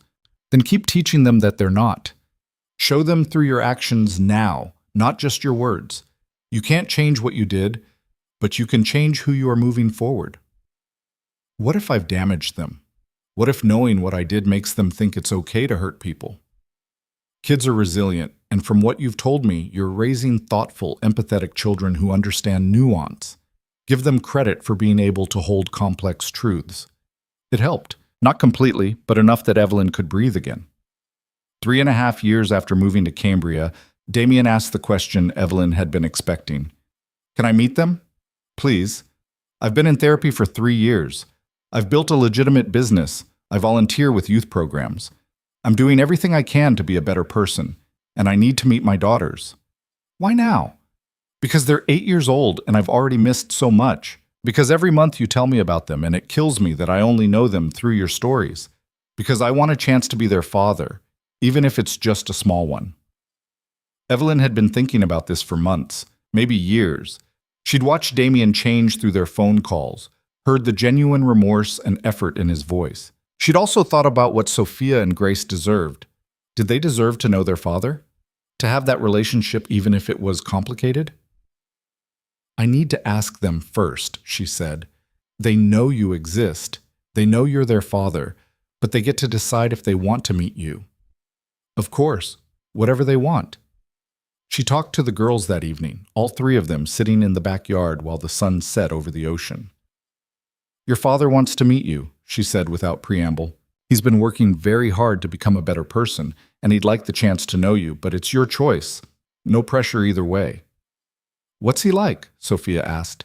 He's smart, intense, used to be very powerful in a dangerous way, but he's trying to change that. He made terrible mistakes, hurting me and your grandmother among them. But he's taking responsibility and doing the work to be better. Does he want to be our dad? Grace asked. He wants the chance to be, but that would be up to you. He can't just show up and be a dad. He has to earn that. What do you think we should do? Sophia looked at her seriously. I think people deserve second chances if they've truly changed, but I also think you should protect yourselves and your feelings. Meeting him doesn't mean you have to love him or even like him. It just means you're giving him a chance to show you who he is now. The girls looked at each other in that silent communication way twins have. Finally, Grace nodded. We can meet him. Once. And if we don't like him, he goes away. That's fair, Evelyn said. I'll set it up. 2 weeks later, Damien flew to California. They met at a neutral location, a park near the beach, public and safe. Evelyn got there early with the girls, pointing out where the bathrooms were and reminding them they could leave anytime they wanted.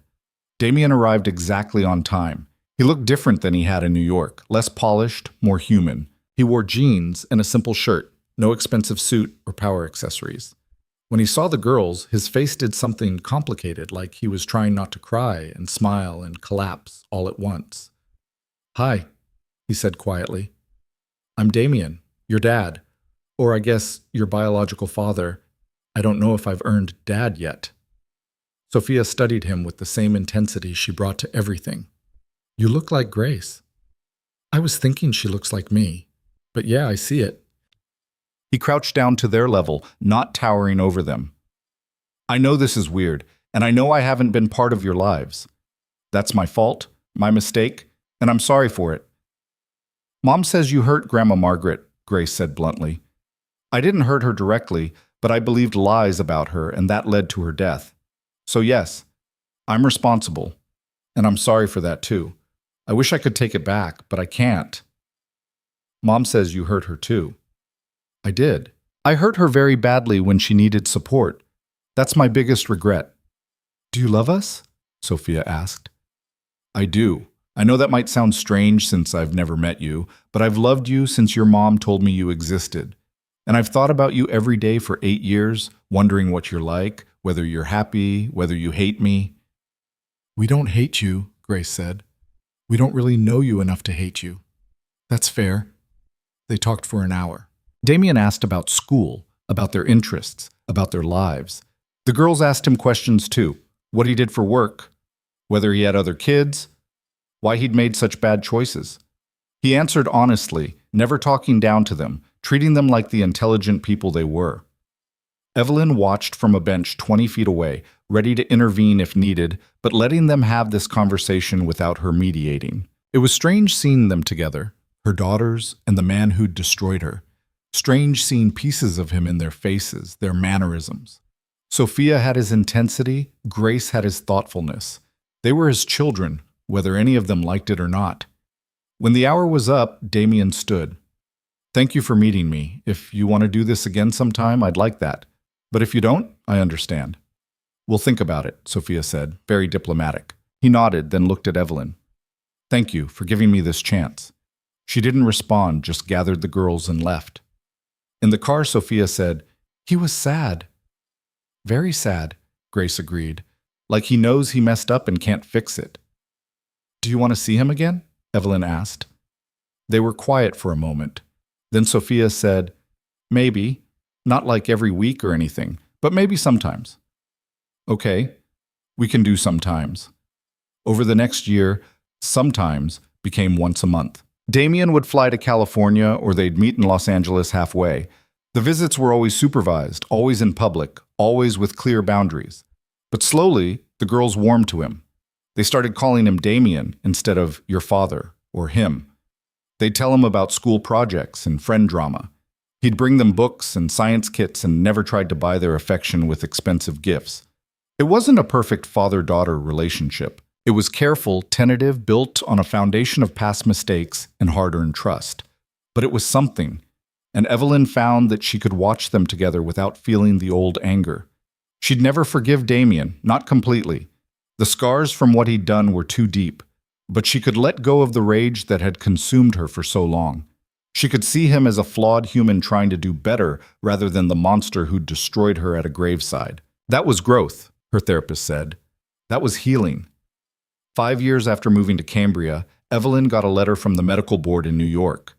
They were recognizing her years of service and contributions to trauma surgery, awarding her some honors she'd stopped caring about years ago. They invited her to a ceremony, said she could bring family. She almost threw the letter away. But Sophia found it first. "This is a big deal, Mom. You should go." "I don't need awards." "But you earned it. You should celebrate that." Grace nodded. "We could see New York. You're always talking about when you lived there." So they went. The 4 of them, Evelyn, the girls, and Damien, who'd been invited because the girls wanted him there. They stayed in a hotel near Central Park and spent 2 days being tourists. Evelyn showed them the hospital where she'd trained, the diner where she'd spent countless hours studying, the park where Damien had proposed a lifetime ago. "This is where you met him?" Sophia asked, looking at the fountain. "This is where he asked me to marry him. We met at a different place." "Were you happy then?" "I thought I was. And maybe I was, for a while, before things got complicated." The award ceremony was formal and boring, full of speeches and handshakes. But when they called Evelyn's name and she walked to the stage to accept her plaque, she looked out at the audience and saw her daughters beaming at her with pride. Damien was smiling too, but it was their faces that mattered. This was what she'd fought for. Not revenge, not vindication, not even justice. Just this. 2 happy, healthy children who thought their mother was worth celebrating. After the ceremony, they visited her mother's grave. Evelyn had been dreading this, bringing the girls here, but they'd asked, and she couldn't say no. Margaret Carter's headstone was simple, just her name and dates. But someone had left flowers recently. Mrs. Chen probably, or maybe one of the other former staff who'd known her. "Hi, Grandma Margaret," Sophia said solemnly. "We're your granddaughters. I'm Sophia, and this is Grace." "Mom says you were very good," Grace added, "and that someone bad hurt you. But Mom made them pay, so you can rest now." Evelyn's throat was tight. Damien stood a respectful distance away, giving them space. "I wish we'd known you," Sophia continued, "but Mom tells us stories. About how you worked hard and took care of people and were always kind. We're trying to be like that too." "And we're smart," Grace said, "really smart. Mom says we get that from you." They stood there for a few more minutes, Evelyn's daughters talking to a grandmother they'd never met, telling her about their lives and their dreams. It was heartbreaking and beautiful, and exactly what Margaret Carter would have wanted. As they walked back to the car, Damien said quietly, "She'd be proud of you, of what you built after everything.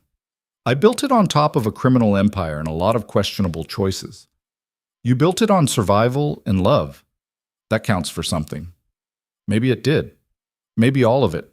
The revenge, the empire, the years of anger. Maybe it all counted for something because it had led to this. To two incredible children and a life worth living and the kind of peace that came from finally letting go. They flew back to California the next day.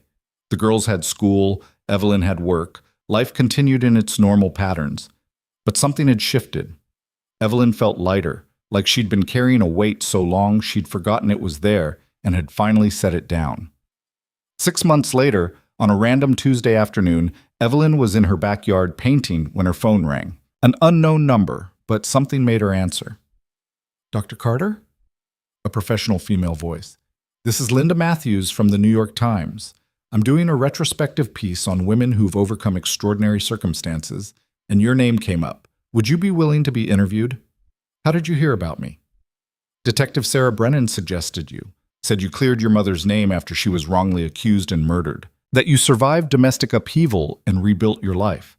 That you're now doing important work in medicine and community service." Evelyn thought about it. Part of her wanted to say no, to keep her head down and her privacy intact, but another part, the part that had fought so hard for truth, thought maybe her story could help someone else. What would the interview entail? Just a conversation about your journey, what you survived, how you rebuilt, what advice you'd give to other women facing impossible situations. Can I think about it? Of course. Here's my number. Call me if you decide you want to participate. That evening, Evelyn talked it over with the girls. They were 10 now, old enough to understand the implications. "Will people know who we are?" Grace asked. "Only if I tell them, and I wouldn't. This would be about my story, not yours." "What would you tell them?" Sophia asked. "That sometimes life destroys you and you have to build yourself back from nothing. That revenge doesn't heal you, but truth can. That being a mother means making impossible choices and living with the consequences." "Will you tell them about the bad things you did?" "Some of it. Not everything, but enough that people understand the choices I had to make weren't easy or clean." The girls looked at each other in that twin way. "You should do it," Sophia said. "Your story might help someone." So Evelyn called Linda Matthews back and agreed to the interview. They met in a coffee shop in Cambria, and for 3 hours, Evelyn told her story. Not all of it. She left out specific names and criminal details that could come back to hurt people. But the core of it, the truth of it, how she'd been destroyed at her mother's funeral, how she'd survived on nothing but stubbornness and love for her unborn children, how she'd built an empire in the shadows and torn down the man who'd killed her mother, how she'd learned that revenge was hollow, but justice mattered, how she'd finally found peace in a small coastal town with 2 amazing daughters. The article came out 3 months later. It was longer than Evelyn expected, more detailed, with a photo of her standing on the beach in Cambria. The headline read, "From Ruins to Redemption, One Mother's Fight for Truth." She read it 3 times, seeing her life laid out in black and white, all the pain and struggle and eventual triumph. It was strange seeing herself as a story, as something that happened rather than something she lived through. The response was overwhelming. Letters poured in from women who'd survived domestic abuse, who'd fought corrupt systems, who'd rebuilt their lives from nothing. They thanked her for being honest about how hard it was, how there was no clean path from victim to survivor. They said her story gave them hope. Evelyn answered every letter. It took months, but she answered them all, offering what encouragement she could while being honest that there were no easy answers. One letter came from someone unexpected, a lawyer in New York who'd worked on cases involving the Wolf Organization. She wanted to start a foundation focused on helping women and children who'd been affected by organized crime. Would Evelyn be interested in serving on the board? Evelyn's first instinct was to say no. She'd walked away from that world, had no interest in going back, even in a charitable capacity. But then she thought about all the Margaret Carters out there, good people caught in bad situations, collateral damage in someone else's war. Maybe she could help them in a way no one had helped her mother. She said yes. The foundation launched a year later. They called it the Carter Foundation, after Margaret. It provided legal aid, safe housing, and financial support to people trying to escape the orbit of organized crime. It helped victims of retaliation testify safely. It funded programs teaching children how to break cycles of violence. Damien donated a substantial amount to get it started, and when people asked why, He told them the truth, that Margaret Carter had been murdered protecting his organization's integrity, and he owed her memory a debt he could never fully repay. The foundation became Evelyn's new purpose. She still worked at the hospital, still raised her daughters, still painted terrible watercolors on weekends. But the foundation was where she channeled all those years of strategy and planning and ruthless efficiency, except now she was using those skills to help people instead of destroy them. It felt like redemption. Not complete, not enough to erase what she'd done, but something. 10 years after that rainy funeral, Evelyn stood in the same cemetery with her daughters, now 15 years old and terrifyingly grown up. They visited Margaret's grave every year on the anniversary of her death, a tradition Evelyn had started to make sure the girls understood where they came from. "Do you still get angry?" Sophia asked as they stood looking at the headstone. "Sometimes, but not like I used to. Now it's more sadness than rage." "Do you regret the things you did to get justice for Grandma Margaret?" Evelyn thought about it carefully. "I regret the person I had to become to do them. I regret that I couldn't find a cleaner way, but I don't regret fighting for the truth or protecting you. Those things mattered more than staying pure." "Grace and I talked about it," Sophia said, "about whether we'd do the same thing if someone hurt the people we loved, and we decided we probably would, because love makes you fierce." "Love makes you dangerous," Evelyn corrected. "Being fierce is good. Being dangerous requires wisdom to know when to use it and when to walk away." "Did you walk away soon enough?" Grace asked. "No, I stayed dangerous for years after I needed to be. That's the thing about revenge. It becomes addictive. You keep finding new enemies, new battles, because fighting feels safer than healing." "But you're healing now?" "I'm trying. Every day I'm trying." They left flowers and walked back to the car. Damien was waiting. He'd come to New York for business and had asked if he could join them. The girls had said yes. Their relationship with him was still complicated, still careful, but it existed. He'd never be a traditional father, but he was present in their lives in a way that mattered. That evening, all four of them had dinner together at a restaurant in Manhattan. It was surreal. Evelyn and Damien sitting across from their daughters, making conversation like a normal divorced couple co-parenting, except nothing about their history was normal. "I'm starting at MIT in the fall," Grace announced. "Early admission." "That's amazing," Damien said. "What are you studying?" "Astrophysics. I want to work for NASA someday." "Your grandmother would have been so proud." "I know. Mom tells me that a lot." Sophia jumped in. "And I'm going to Stanford for pre-med, following in Mom's footsteps, except hopefully without the criminal empire part." That made everyone laugh, even though the joke was uncomfortable. "You're both going to do incredible things," Evelyn said. "Better things than I did, because you learned from my mistakes." "Your mistakes led to us being here," Grace pointed out, "so maybe they weren't all bad." It was a generous interpretation, but Evelyn accepted it. After dinner, Damien walked them to their hotel. At the door, he hesitated. "Can I say something without it being weird?" "You can try," Sophia said. "I wasted years of my life chasing power and control, building an empire that didn't matter, trusting the wrong people and destroying the right ones. But watching you two grow up, even from a distance, it's the only thing I've done that actually matters. So, thank you for giving me the chance to be part of your lives, even in this small way." "You're welcome," Grace said. "But you know you can't just be part of our lives when it's convenient, right? If you're in, you're in. That means showing up when it's hard, not just when it's easy." "I know, and I will. I promise." Evelyn watched this exchange and felt something she'd thought was impossible. Hope that maybe Damien really had changed, that maybe the girls would have a father who could show them what growth looked like. After he left, the girls went to their room and Evelyn sat in the hotel bar, nursing a drink and thinking about the past decade. She'd come so far from the broken woman at the cemetery. She'd survived, rebuilt, found purpose. Her daughters were thriving. Her mother's name was clear. Vincent Shaw was dead. The Carter Foundation was helping people. By most measures, she'd won. But some nights, when she couldn't sleep, she still thought about the choices she'd made, the people she'd hurt, the lines she'd crossed, the version of herself she'd sacrificed to survive. Was it worth it? That was the question she kept coming back to. Looking at her daughters, the answer was always yes. But looking at herself in the mirror, she wasn't so sure. Maybe that was okay. Maybe carrying that uncertainty was the price of surviving impossible situations. Maybe you couldn't go through what she'd been through and come out undamaged. The damage was part of her now, part of her story. The key was not letting it define her future the way it had defined her past. Evelyn finished her drink and went up to her room. Tomorrow they'd fly back to California, back to their normal lives. The girls would finish high school, go to college, build their own futures. Evelyn would keep working, keep volunteering, keep trying to balance the scales however she could. It wasn't redemption exactly, more like acceptance. Acceptance that she'd done terrible things for good reasons, that she'd survived by becoming someone she wasn't proud of, that healing was messy and incomplete and ongoing. But that was life, messy and incomplete and ongoing. And for the first time in a long time, Evelyn was okay with that. She looked out at the New York skyline, at the city where everything had fallen apart and where eventually she'd put some pieces back together.